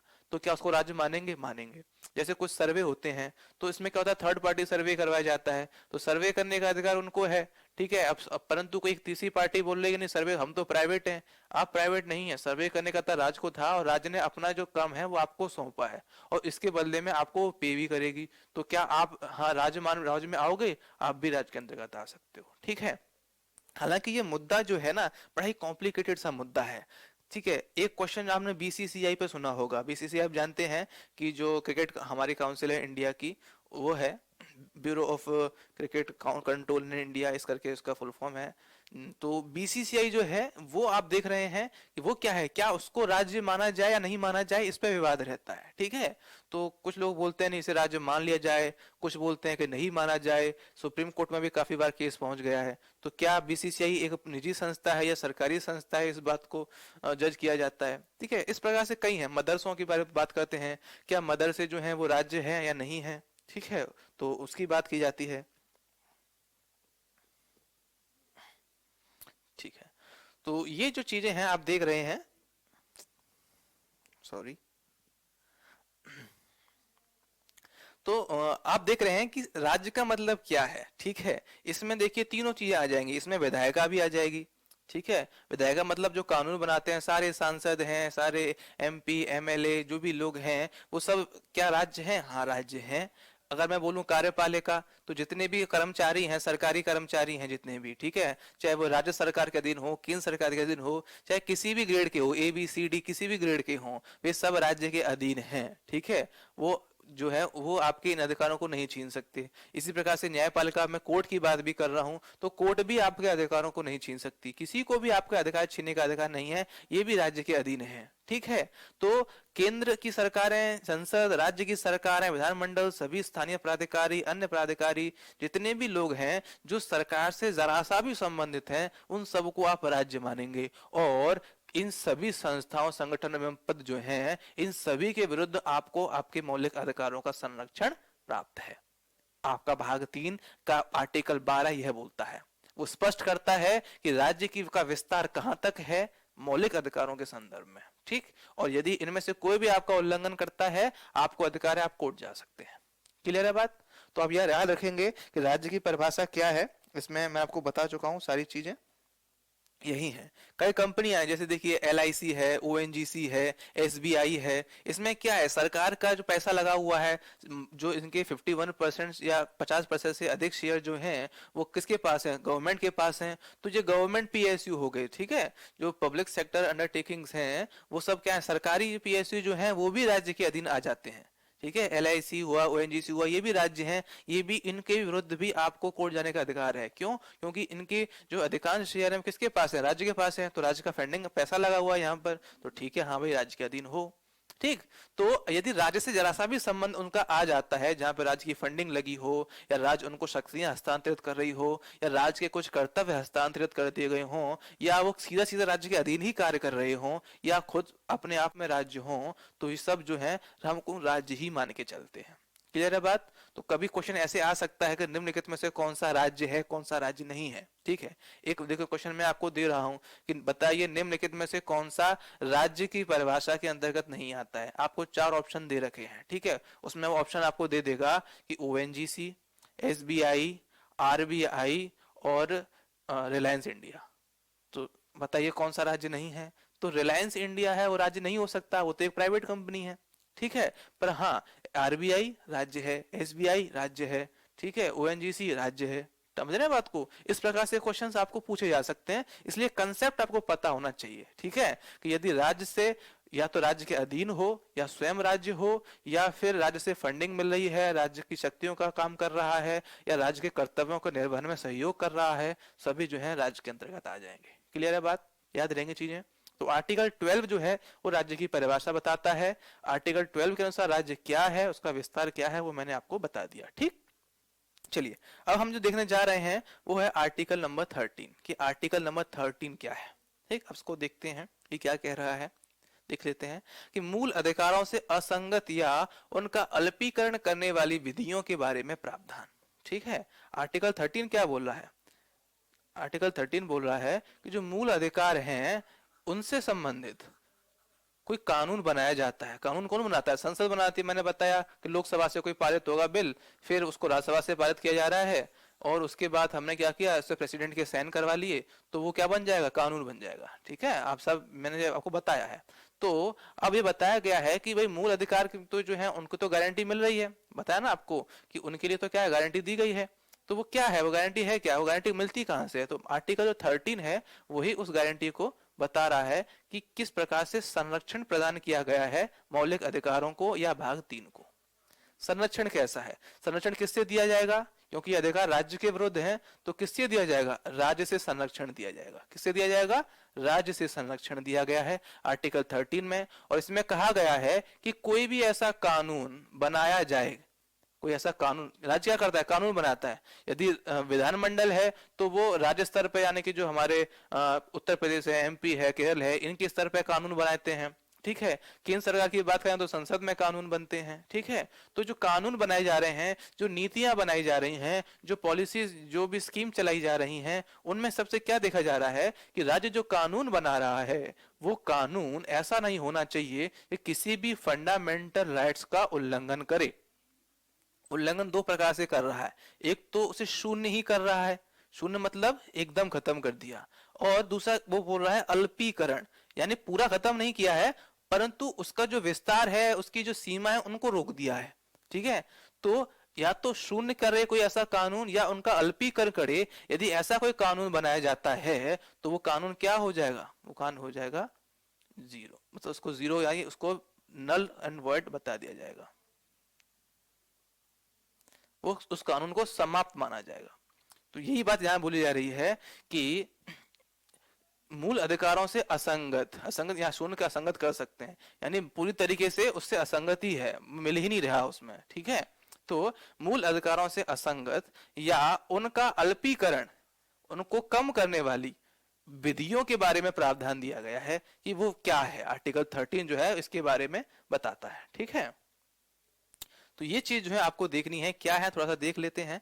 आप यहाँ स्क्रीन पे देख रहे हैं कि दो सिद्धांत यहाँ दे रखे हैं, एक आच्छादन का सिद्धांत दे रखा है और एक शून्यता का सिद्धांत दे रखा है। ये सिद्धांत क्या है, ये सिद्धांत भी हम देख लेंगे। ठीक है, क्या है थोड़ा सा देख लेते हैं। आर्टिकल 13 क्या है, इसमें ये बोलता है, देखिए आर्टिकल 13 में का महत्व क्या है मैं आपको बता देता हूँ शॉर्ट में, इतना डीप में नहीं जाना है। ये तीन चीज की बात बता रहा है। एक तो ये बता रहा है संरक्षण प्रदान कर रहा है आर्टिकल 13 आपको आपके अधिकारों का। कानूनों के बारे में या विधियों के बारे में कुछ उसने जिक्र किया है कि कौन कौन सी विधियां हैं। ठीक है, तो कानून और विधियों के बारे में बता रहा है। और इसमें सिद्धांत निकल कर आए हैं, दो सिद्धांत निकल कर आए हैं। ठीक है, एक सिद्धांत जो निकल कर आया है वो तो आपका है आच्छादन का सिद्धांत, और एक है आपका शून्यता का सिद्धांत। अगर आर्टिकल 13 को देखें तो ये तीन बातें कर रहा है। संरक्षण दे रहा है, संरक्षण किसे दे रहा है, भाग 3 में जितने भी फंडामेंटल राइट्स दिए हुए हैं उनको संरक्षण दे रहा है। ठीक है, संरक्षण के लिए किसको क्या कह रहा है, ये संरक्षण के लिए, संरक्षण के लिए बोल रहा है कि यदि कोई ऐसा कानून बनाया जाता है जो क्या कर रहा है, जो मौलिक अधिकार 12 से आर्टिकल 35 तक बीच में जो दे रखे हैं उनके प्रावधानों से असंगत है, यानी उनसे मेल नहीं खाता है। दूसरी बात, या उन अधिकारों की जो शक्तियां हैं उनको अल्पीकरण, उनको कम करने की कोशिश कर रहा है, तो ऐसे अधिकारों को क्या मान लिया जाएगा, ऐसे कानूनों को क्या माना जाएगा, शून्य माना जाएगा। वो कानून लागू ही नहीं होगा, भले ही आप उस पर प्रेसिडेंट जी के साइन करवा लीजिए। ठीक है, अगर प्रेसिडेंट ने साइन भी कर दिए उसके बाद भी वो लागू नहीं होगा, उसे समाप्त माना जाएगा। ठीक है, अच्छा प्रेसिडेंट ने साइन कर दिया तो समाप्त कौन करेगा। ठीक है, तो गारंटी दी गई है, तो गारंटी की जो गारंटी का रक्षक है वो कौन है, वो है आपका supreme court of India, high court of India. ये दो कोर्ट हैं। ठीक है, सुप्रीम कोर्ट भी संरक्षक है और हाई कोर्ट भी संरक्षक है। ठीक है, अभी देखेंगे, जब हम देखेंगे आर्टिकल नंबर 32 पढ़ेंगे ना, तो अब देखेंगे वहां बताया गया है कि कोई भी व्यक्ति सुप्रीम कोर्ट जा सकता है। हाई कोर्ट जब देखेंगे तो आर्टिकल नंबर 226 जो है वो बताता है कि यदि मूल अधिकारों से संबंध में यदि आपका हनन होता है तो आप आर्टिकल 226 के तहत सीधा हाई कोर्ट जाके केस कर सकते हैं। आर्टिकल 32 बोलता है कि आप सीधा सुप्रीम कोर्ट जा सकते हैं। क्या है, जब 32 और 226 पढ़ेंगे तब मैं आपको बता दूंगा। अभी के लिए आप ना समझ लीजिए कि आर्टिकल 13 जो है वो हमें संरक्षण प्रदान कर रहा है, और ये संरक्षण कौन देगा हमें, ये सुप्रीम कोर्ट के माध्यम से मिलेगा ये संरक्षण। तो कहने का मतलब मेरा जो तात्पर्य है वो ये है कि यदि संसद या विधानमंडल ऐसा कानून बनाते हैं जो मौलिक अधिकारों से असंगत हैं या उनका अल्पीकरण करते हैं, तो आप हाई कोर्ट या सुप्रीम कोर्ट जाकर केस कर दीजिए और आपको जो है न्याय मिल जाएगा। ठीक है, तो और जो सुप्रीम कोर्ट है वो क्या करेगा, ऐसे कानूनों को रद्द कर देगा। ठीक है, इस सारी बात को, ये जो बातें हैं ना जो मैंने आपको सारा बताया है, इसको एक और शब्द से जोड़ा जाता है। वो शब्द बड़ा इंपॉर्टेंट है, मैंने आपको पहले भी बताया था, वो है न्यायिक जांच। सॉरी, जांच की जगह मैं दूसरा शब्द ले देता हूं,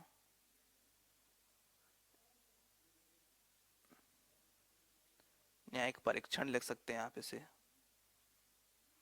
एक तरीके से न्यायिक परीक्षण लिखा जा सकता है इसको। ठीक, यानी कि जो सुप्रीम कोर्ट है या हाई कोर्ट है वो क्या करते हैं, इनकी न्यायिक जांच करते हैं, न्यायिक परीक्षण करते हैं। ठीक है, कैसे परीक्षण कर रहे हैं, वो परीक्षण किस प्रकार किया जाता है। देखिए ये कानून है, एक कानून आया है, इस कानून को इस कानून के साथ क्या किया जा रहा है ये देखा जाएगा। ये संविधान है, संविधान में प्रावधान लिखे हुए हैं। ठीक, ये फंडामेंटल राइट का चैप्टर खुला हुआ है और ये आर्टिकल से 35 तक 12 से 35 लिखे हुए हैं मान लीजिए। ठीक है, और ये कानून जो है किसने बनाया है, ये संसद ने कानून बनाया है। ठीक, इसको देखिए क्या कह रहे हैं ये, कि ये कह रहे हैं कि संसद जो है, संसद ने ये कानून बनाया और ये बोल रहा है कि यदि ये कानून जो है इन प्रावधानों से असंगत है, इन प्रावधानों से असंगत है या इनको कम करने का प्रयास कर रहा है, तो इस कानून को समाप्त किया जा सकता है। तो सुप्रीम कोर्ट जो है वो क्या करता है, वो इस काम को देखता है कि क्या ये कानून जो बनाया गया है क्या ये वास्तव में इससे असंगत है, ये इस बात का निर्धारण करेगा। और अगर सुप्रीम कोर्ट को ऐसा लगता है कि वास्तव में ऐसा हुआ है, जो प्रावधान है उनका उल्लंघन हुआ है, ऐसा कोई प्रावधान नहीं था फिर भी ऐसा कानून लेकर आया गया है, तो और ऐसा कानून जो है मौलिक अधिकारों का हनन कर रहा है लोगों के, तो सुप्रीम कोर्ट बोलेगा कि मैं इस कानून को रद्द करता हूं और इस कानून को वो समाप्त कर सकता है। ठीक, इसको ही न्यायिक परीक्षण बोला जाता है, या आप न्यायिक पुनरावलोकन भी बोल सकते हैं। ठीक है, न्यायिक पुनरावलोकन भी बोल सकते हैं। ठीक, तो ये आप इस बात को थोड़ा सा याद रखेंगे। तो आर्टिकल 13 का संबंध न्यायिक पुनरावलोकन से है। एक क्वेश्चन ये आ सकता है, आप लिख लेंगे, उससे है। आर्टिकल 13 हमें संरक्षण प्रदान करता है हमारे मौलिक अधिकारों को, जी हाँ करता है। आर्टिकल 13 जो है जो अल्पीकरण या असंगत विधियों को शून्य कर देता है, जी हाँ कर देता है। ठीक है, तो ये आपको 2-3 पॉइंट जो है यहाँ से जो है क्लियर हो रहे हैं। अब हम देखते हैं कि कानून और विधियों के संबंध में वो जो हमारा आर्टिकल 13 है वो कुछ बोल रहा है क्या। ये बात तो हमने मान लिया कि कोई संसद कानून बना रही है तो उसको हम शून्य कर देंगे। अब जो यहाँ पर जो शब्द यूज हुआ है, जो आप संविधान में देखेंगे, वो संविधान कानून शब्द का इस्तेमाल नहीं हुआ है। ठीक है, आप देखेंगे वहां पे विधि लिखा हुआ है, विधियां। ठीक है, आप देख रहे हैं क्या लिखा है कि अल्पीकरण करने वाली विधियों के बारे में प्रावधान है। अब विधि कौन कौन सी विधि, क्या सिर्फ कानून ही एक विधि है या कोई अन्य विधियां भी होती हैं। ठीक है, तो वो सारी विधियां इसमें आ जाएंगी। ठीक है, तो आप देखेंगे इसमें विधियों में क्या क्या आ जाएगा कि जो कानून संसद या विधानमंडल द्वारा पारित हैं, एक तो वो आएंगे सारे। ठीक, सरकार द्वारा कोई आदेश जारी किया गया है, जी हाँ वो भी विधि के दायरे में ही आएगा। ठीक है, ऐसा नहीं है कि वो कहेगा नहीं हमने पास थोड़ी ना करवाया है, तो हमने आदेश जारी कर दिया है, तो ऐसा नहीं है, वो भी विधि ही मानी जाएगी। ठीक है, ऐसा कोई आदेश जो आपके अधिकारों का हनन करता है तो वो भी विधि है, आप इसके खिलाफ भी आप कोर्ट जा सकते हैं। ठीक, तो कानून है, आदेश है, कोई ऐसा अध्यादेश पारित कर दिया गया है। अध्यादेश क्या होता है मैंने बताया था आपको। ठीक है, जब कोई सत्र नहीं बैठा हुआ है लोकसभा राज्यसभा, तो क्या होता है, राष्ट्रपति खुद से एक कानून बनाकर उस पर हस्ताक्षर करके कुछ समय के लिए लागू कर देते हैं, और फिर बाद में देखा जाता है कि क्या ये कानून सही है या इसको और आगे बढ़ाया जाना चाहिए। वो आगे अध्यादेश जब हम पढ़ेंगे तो समझाएंगे, जब हम राष्ट्रपति की शक्तियां पढ़ेंगे।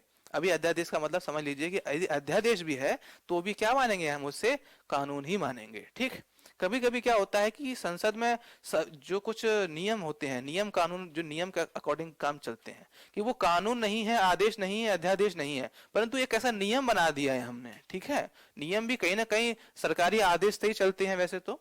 ठीक है, तो कोई ऐसा नियम है जो, या विनियम है, विनियमन है, ऐसा कोई नियम विनियम है, और वो अगर ऐसा कर रहा है तो वो भी क्या माना जाएगा, वो भी विधि के अंतर्गत आएगा। कुछ मामलों में कुछ परंपराएं जो हैं, कुछ वो भी जो हैं इसके अंतर्गत आएंगी।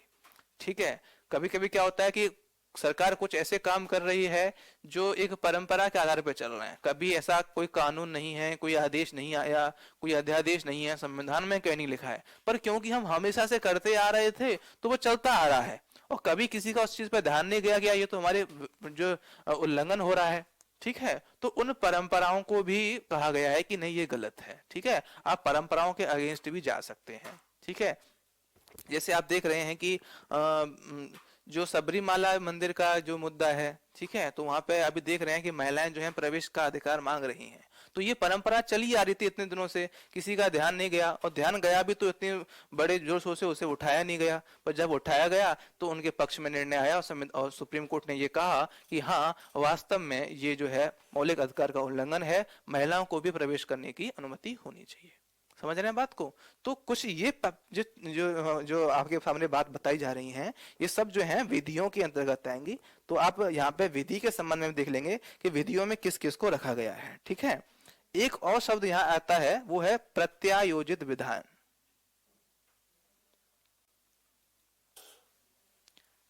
प्रत्यायोजित विधान या कानून, प्रत्यायोजित क्या होते हैं, देखिए ये शब्द वैसे हम जब हम पढ़ेंगे पार्लियामेंट तो हम देख लेंगे क्या होता है। प्रत्यायोजित का मतलब होता है कि कानून बनाया गया है, ये कानून जो बनाया गया है ये संसद ने बनाया है, इस कानून को लागू कौन करवाता है, एडमिनिस्ट्रेशन। ठीक है, कार्यपालिका लागू करती है। मान लीजिए कि एक जिले के ये हैं डीएम, ठीक है। अब कोई कानून जो बनाया था, इस कानून को लागू कौन करवा रहा है जिले में? डीएम सर करा रहे हैं, लागू करवा रहे हैं। परंतु यदि डीएम सर जब लागू कानून करवाते हैं तो क्या होता है, इनको कुछ राइट्स दिए होते हैं कि परिस्थितियों के अनुसार आप इन चीजों को लागू करेंगे। हर चीज तो कानून में मेंशन नहीं हो सकती ना, कितना बड़ा कानून बनाएंगे। कानून में कुछ बोला था, कोई नई परिस्थिति निकल कर आ गई, फील्ड में काम तो डीएम सर कर रहे हैं, कानून बना रहे हैं। एमपी जिन्हों जो उस फील्ड से परिचित नहीं है कि कैसी कैसी समस्याएं, कैसी कैसी परिस्थितियां आती हैं। तो जब कानून बनाया जाता है तो सरकार जब कहती है कि इस कानून को आपको लागू करवाना है जितना बेस्ट हो सके वहां तक, किंतु यदि वो आपको ऐसा लगता है कि इस चीज को लागू करने में इस दूसरे पहलू की भी आवश्यकता है, तो आपको यह अधिकार है कि आप अपनी तरफ से एक आदेश पारित कर दीजिए।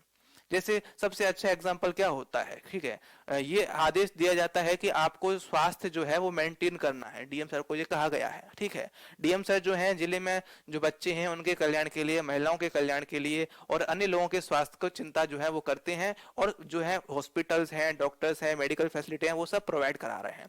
किंतु होता क्या है कि अचानक से सर्दी बहुत ज्यादा बढ़ जाती है, तो डीएम सर क्या करते हैं, एक आदेश पारित कर देते हैं और कहते हैं कि भाई 4 दिन के लिए स्कूल बंद रहेंगे, 5 दिन के लिए स्कूल बंद रहेंगे। ठीक है, तो ऐसा कोई कानून थोड़ी ना है, ये तो प्रत्यायोजित विधायन है। गवर्नमेंट ने सिर्फ ये बोला था कि आपको स्वास्थ्य संबंधी मुद्दे हैं उनको ठीक ठीक करना है और लोगों की स्वास्थ्य का तो मैं ध्यान रखना है, ये बोला है सिर्फ कानून में। परंतु इसको रखने के लिए डीएम सर को ऐसा लग रहा है कि मेरे जिले में बहुत ठंड हो गई है और यदि लोग बीमार हो गए तो फिर बहुत बड़ी समस्या आ सकती हैं, तो उन्होंने अपनी तरफ से कानून पारित कर दिया। ऐसे कर्त को बोलते हैं प्रत्यायोजित विधायन।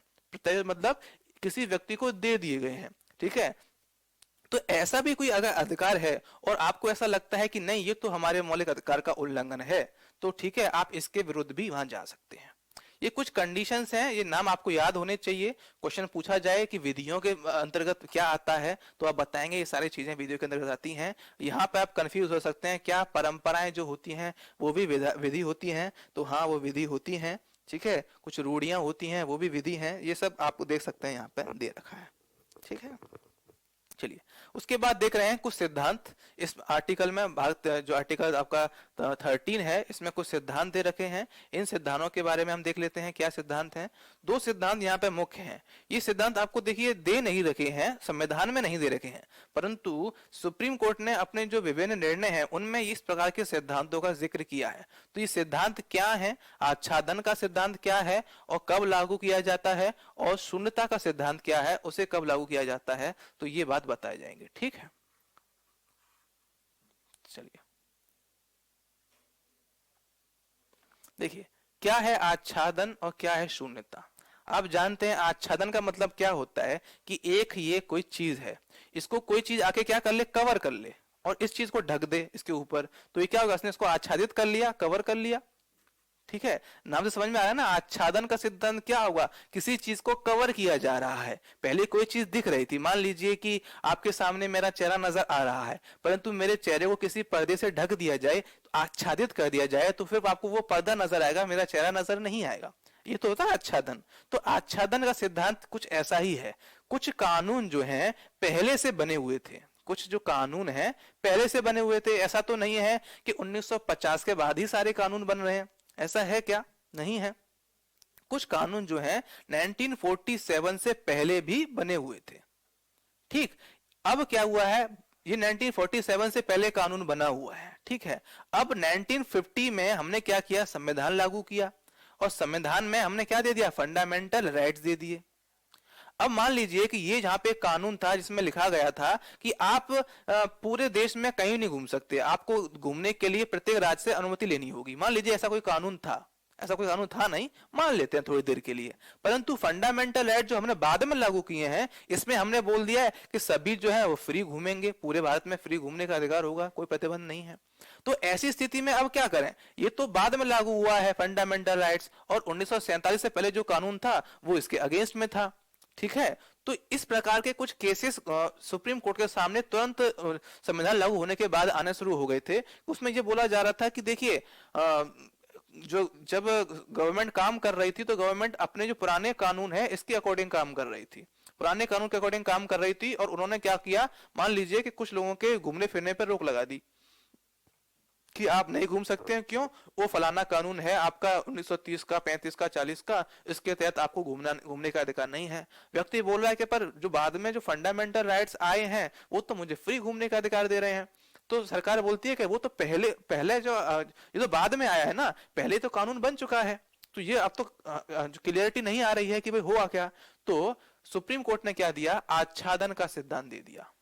आचरण सिद्धांत क्या होता है कि यदि ये पूर्व के जो कानून हैं, स्वतंत्रता पूर्व या संविधान लागू होने से पूर्व के जो कानून हैं, यदि ये फंडामेंटल राइट से असंगत हैं या उनका अल्पीकरण करते हैं, तो ये कानून क्या करेगा? ये जो फंडामेंटल राइट्स क्या करेंगे? इन्हें क्या कर देंगे? आच्छादित कर देंगे, इन्हें कवर कर लेंगे। समझ में आई बात? मतलब कि आपको एक कानून दिख रहा है जो 1940 का है, ठीक, और फंडामेंट जो आपका 1950 का जो फंडामेंटल राइट्स है वो क्या कर लेगा? उसे आच्छादित कर लेगा। यानी कि ये जो कानून पहले बनाया गया था 1940 का, ये छुप जाएगा और लागू क्या होगा? लागू फंडामेंटल राइट होगा। समझ रहे हैं बात को? यानी कुल मिलाकर फंडामेंटल राइट्स को वरीयता मिलेगी इन दोनों कंडीशन में। अगर मान लीजिए कोई असंगतता बनती है तो ये कानून नहीं माना जाएगा, फिर भी यही माना जाएगा। ये किसने बोला है? सुप्रीम कोर्ट ने बोला है। क्लियर है बात? आच्छादन का मतलब जो संविधान लागू होने से पहले या स्वतंत्रता से पूर्व बने कानून थे, यदि वे मौलिक अधिकारों से असंगत साबित होते हैं तो उनको आच्छादित कर दिया जाएगा, अर्थात उनको समाप्त किया जाएगा। लागू होगा फंडामेंटल राइट जो आज हो रहा है। ठीक है। एक केस और आता है यहाँ पर कि मान लीजिए कि ये एक एक्ट था,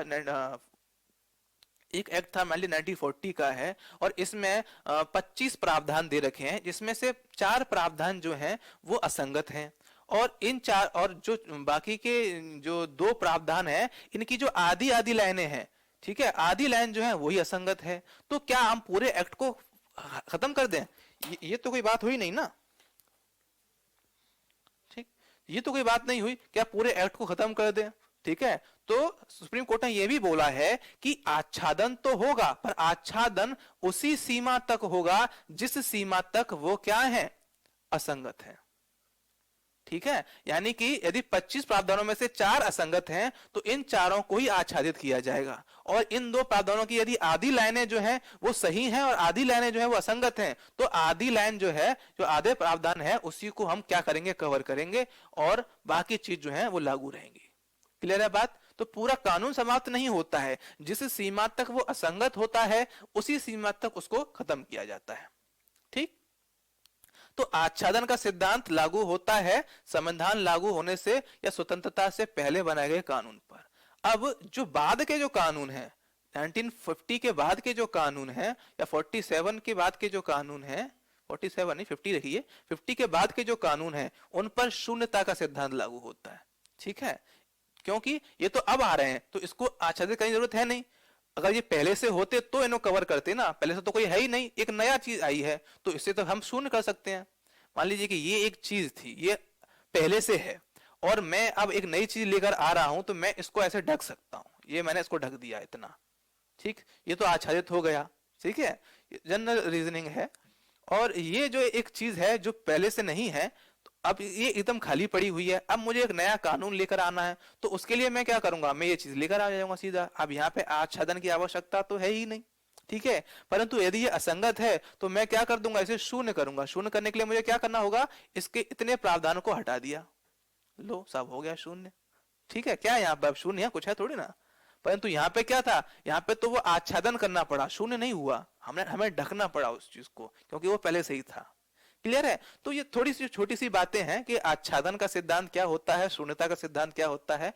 आच्छादन के सिद्धांत का तात्पर्य है यदि कोई कानून ऐसा है जो संविधान लागू होने से पूर्व था और वो मौलिक अधिकारों से असंगत है, तो ऐसे जो कानून है उनको आच्छादित कर लिया जाएगा। और यदि ऐसे कोई कानून है जो संविधान लागू होने के बाद बनाए गए हैं तो ऐसे कानून को शून्य कर दिया जाएगा। शून्य उसी सीमा तक होगा जिस सीमा तक असंगत है, और आच्छादन भी उसी सीमा तक किया जाएगा जिस सीमा तक वो असंगत है।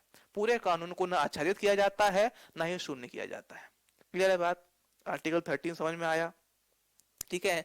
मैंने तीन चीज मेरे बताई है इसमें। एक तो संरक्षण बताया, संरक्षण में बताया कि संरक्षण कौन करता है, तो सुप्रीम कोर्ट और हाई कोर्ट जो है इनको संरक्षण का अधिकार है, ये हमारे मौलिक अधिकारों के संरक्षक होते हैं। इससे क्वेश्चन आता है, आप याद रखेंगे, सुप्रीम कोर्ट आर्टिकल 32 के अकॉर्डिंग हमारे मूल अधिकारों का संरक्षण करता है और हाई कोर्ट आर्टिकल 226 के अकॉर्डिंग हमारे मूल अधिकारों का संरक्षण करता है। ये बात भी आप याद रखेंगे। दूसरा, जो संरक्षण करता है इस प्रक्रिया को बोला जाता है न्यायिक परीक्षण या न्यायिक पुनरावलोकन, ठीक है, इंग्लिश में बोलते हैं जुडिशियल रिव्यू।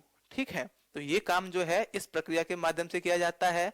इसमें क्या किया जाता है कि जो संवैधानिक प्रावधान है और कानून है इनको जांचा परखा जाता है कि जो कानून बनाया गया है वो संविधानों के प्रावधान के अनुसार ही है। यदि अनुसार है तो उसे लागू माना जाएगा, यदि वो उसके अनुसार नहीं है तो सुप्रीम कोर्ट उस कानून को रद्द कर सकती है। ठीक, यदि और जो मैंने बताया कि यदि वो सॉरी जो संविधान लागू होने से पहले है तो उसे आच्छादित किया जाएगा और संविधान लागू होने के बाद है तो उसे शून्य किया जाएगा। उसी सीमा तक आच्छादित और शून्य किया जाता है जिस सीमा तक वे असंगत होते हैं या जिस सीमा तक वे मौलिक अधिकारों का अल्पीकरण करते हैं। क्लियर है बात? ये हो गया आपका आर्टिकल नंबर 13। आर्टिकल 13 से इतने ही क्वेश्चन आएंगे, आप देख सकते हैं। ठीक है, तो ये है आपका आज का जो हमने लेक्चर लिया है वो आर्टिकल 12 और आर्टिकल 13 को लेकर है। अब जो हमें आगे बढ़ना है वो है एक एक करके हम आर्टिकल्स को देखते चलते हैं कि वो आर्टिकल क्या कह रहे हैं। ठीक है, आर्टिकल 1 2 3 4 सॉरी 14 15 16 17 ऐसे हम चलेंगे, आर्टिकल क्या है। ठीक,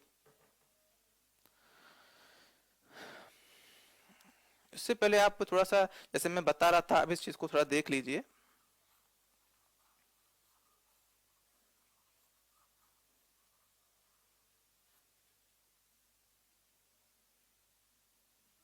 ठीक, तो मैंने बताया था कि भाग 3 में जब हम पढ़ते हैं तो आर्टिकल 12 और 13 जो है वो तो प्री कंडीशंस होती हैं। तो प्री कंडीशन दो बता दी, एक तो राज्य की परिभाषा बता दी, दूसरा मैंने बता दिया कि जो कोई विधि या कानून बनाया जाता है तो किस प्रकार से उसको अल्पीकरण, उसको शून्य किया जाता है। ठीक, और उसके बाद मैंने बताया था आपको कि आर्टिकल 14 से लेकर 32 तक जो है हम पढ़ने जा रहे हैं अपने राइट्स, और उसके बाद 33 से 35 तक हम पढ़ेंगे इन पे क्या क्या रोक और कब कब रोक लगाई जा सकती है। ठीक, तो अब आर्टिकल हम राइट्स पढ़ने जा रहे हैं, कौन कौन से राइट्स हमें दिए हैं, एक एक करके हम उन राइट्स को पढ़ेंगे और समझेंगे वो क्या हैं। और मैंने बताया था कि इसमें 7 प्रकार के राइट्स जो हैं मूल रूप से दिए गए थे, बाद में इसमें से एक को हटा दिया गया है, अब ये 6 रह गए हैं। ठीक है, तो ये 6 प्रकार के राइट्स आपके सामने स्क्रीन पे आप देख रहे हैं, दिए हुए हैं।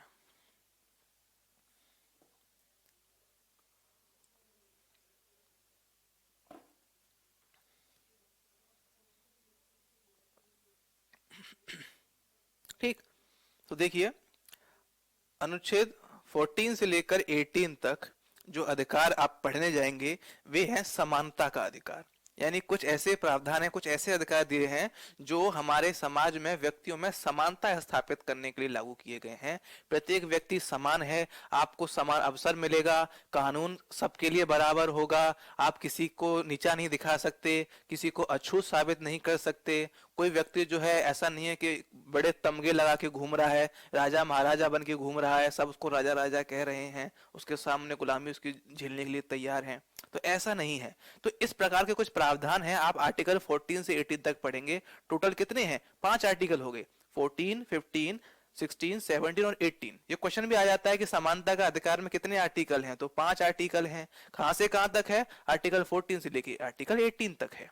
ठीक, उसके बाद आप स्वतंत्रता संबंधी अधिकार पढ़ेंगे। कुछ अधिकार ऐसे हैं जो व्यक्ति को स्वतंत्रता प्रदान कर रहे हैं कि कहाँ घूम सकते हैं, कहाँ जा सकते हैं, क्या काम कर सकते हैं, कुछ बोल सकते हैं।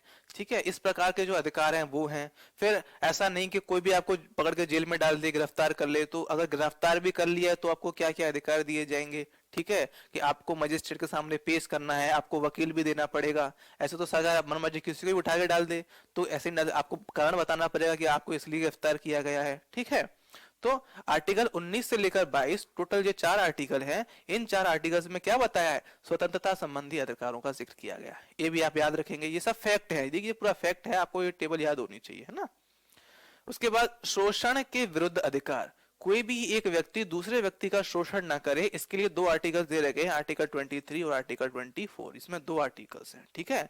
एक में ये है, देखिए, बच्चों का शोषण ना किया जाए, ठीक है। आप देख रहे हैं कि क्या कहते हैं, आज से कुछ समय पहले दास प्रथा चलती थी, बलात् श्रम।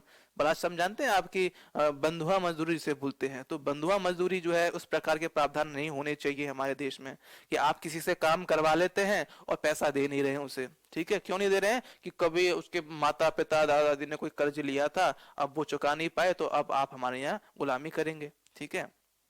तो इस प्रकार की व्यवस्था नहीं होनी चाहिए, किसी का शोषण नहीं होना चाहिए। जितना वो कार्य कर रहा है उतना उसको मिलना चाहिए, और उसे भी अपने विकास का अधिकार है। यदि उसके माता पिता ने अगर कर्ज लिया भी था तो ठीक है, अब उन्होंने कर्ज लिया था, वो नहीं चुका पाए, तो अब ये नहीं है कि बच्चे को गुलाम बना के रख लेंगे, ठीक। तो शोषण के विरुद्ध अधिकार जो है वो प्रदान किया गया है। तो ये आर्टिकल 23 और 24 में है, देखेंगे क्या क्या है, ठीक। दो प्रकार के आर्टिकल ये यहाँ मिलेंगे आपको। उसके बाद धार्मिक स्वतंत्रता की बात की जा रही है। आर्टिकल 25 से 28 चार आर्टिकल जो दे रखे हैं, ये आर्टिकल धार्मिक स्वतंत्रता की बात कर रहे हैं, यानी किस प्रकार से धार्मिक स्वतंत्रता बनाई जा सकती है। धार्मिक स्वतंत्रता का मतलब क्या है? प्रत्येक व्यक्ति किसी भी धर्म को अपनाने के लिए स्वतंत्र है, अपने धर्म के प्रचार प्रसार के लिए स्वतंत्र है, अपने धर्म के प्रबंधन के लिए मतलब स्वतंत्र है, ठीक है। कुछ धार्मिक चंदे वगैरह की बात इसमें हम करेंगे कि चंदा वगैरह कैसे चलता है, ठीक। तो ये सब चीजें जो है आप देख रहे हैं, ये आर्टिकल 25 से 28 तक है, कि किस प्रकार से हमारे देश में प्रत्येक व्यक्ति को अपना धर्म पालन करने के लिए स्वतंत्रता दी गई है, ठीक। तो आप देख रहे हैं कि धार्मिक स्वतंत्रता जो है वो हम पढ़ेंगे क्या है। उसके बाद कुछ अधिकार जो आर्टिकल 29 और 30 जो है, दो आर्टिकल जो दे रखे हैं, वो है संस्कृति एवं शिक्षा संबंधी अधिकार, ठीक है। यानी कि धार्मिक स्वतंत्रता तो ठीक है, अपने धर्म का संरक्षण करने का अधिकार सबको है, पर अपनी संस्कृति को का संरक्षण करने का अधिकार भी सबको है। संस्कृति में क्या क्या आ जाएगा? कि अपनी भाषा आ जाएगी, आप अपनी भाषा जो है उसे संरक्षित कर सकते हैं, अपनी लिपि जो है उन्हें जो संरक्षित कर सकते हैं, ठीक है। और अपनी कुछ परंपराएं हैं उनको भी संरक्षित कर सकते हैं, ठीक। तो संस्कृति एवं शिक्षा संबंधी और अपनी भाषा में शिक्षा देने का अधिकार भी उसमें थोड़ा सा जुड़ जाएगा।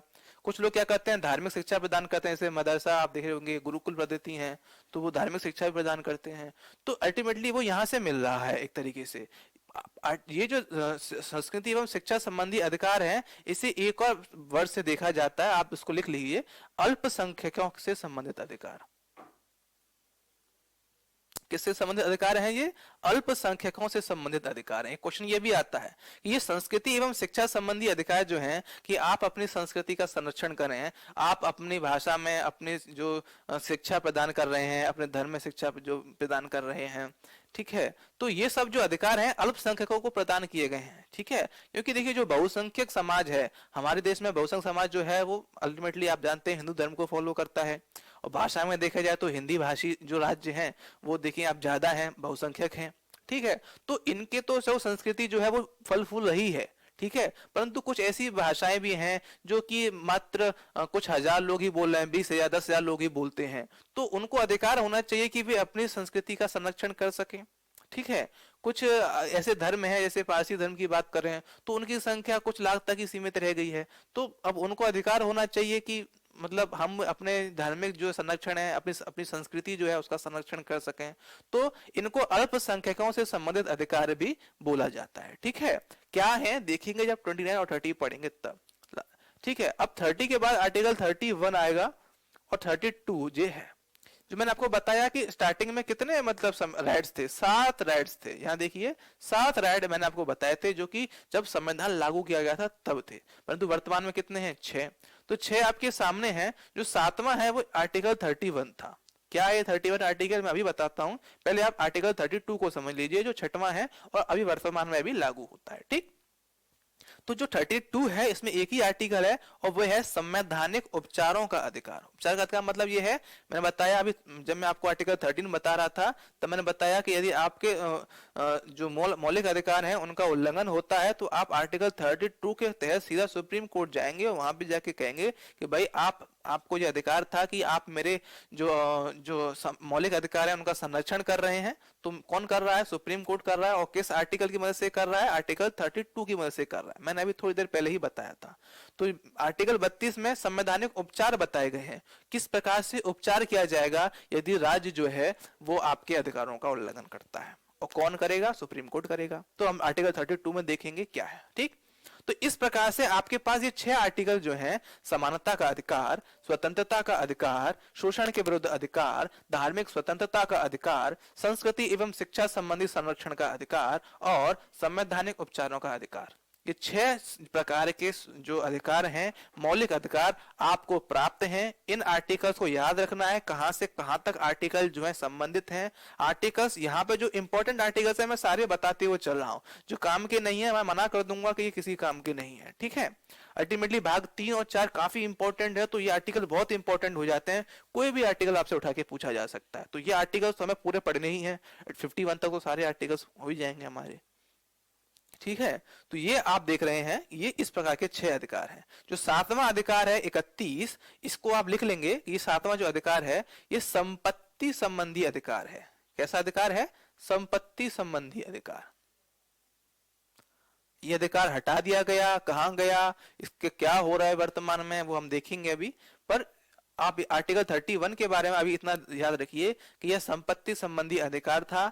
ये अधिकार पहले संवैधानिक अधिकार था, यानी कि यदि आप सरकार जो है, राज्य जो है, आपकी संपत्ति को छीनता है या आपको संपत्ति अर्जन करने से रोकता है, तो आप जो है कहां पहुंच जाएंगे? आप पहुंच जाएंगे सुप्रीम कोर्ट में। यदि आपकी संपत्ति को ले रहा है तो आपको उसका हर्जाना देगा, आपको क्षतिपूर्ति प्रदान करेगा। ठीक है, उसको देना ही पड़ेगा क्योंकि वो आपकी संपत्ति है और ये आपका मौलिक अधिकार है। ठीक है, परंतु अब वो संवैधानिक अधिकार नहीं है। क्या हुआ, ऐसा क्यों किया उन्होंने, क्यों इसे हटा दिया, और अब इसकी क्या स्थिति है, वो हम जब देखेंगे, जब आर्टिकल 31 पे हम पहुंचेंगे। ठीक, तो आप इतना याद रखेंगे कि मूल रूप से 7 प्रकार के अधिकार थे, सातों आपके सामने हैं। अभी वर्तमान में 6 प्रकार के हैं। आर्टिकल 31 जो है उसको हटा दिया गया है, और संपत्ति का जो अधिकार है वर्तमान में संवैधानिक अधिकार नहीं है, केवल कानूनी अधिकार बनकर रह गया है। ठीक है, संपत्ति को छीना जाएगा तो आप सीधा मतलब कोर्ट नहीं जाएंगे सीधा कि आप सुप्रीम कोर्ट, हाई कोर्ट पहुंच गए कि राज्य ने मेरा वो छीन लिया है। ठीक है, आप केस करेंगे, बट केस जो होगा वो कैसा होगा? कानूनी प्रावधानों के अनुसार होगा।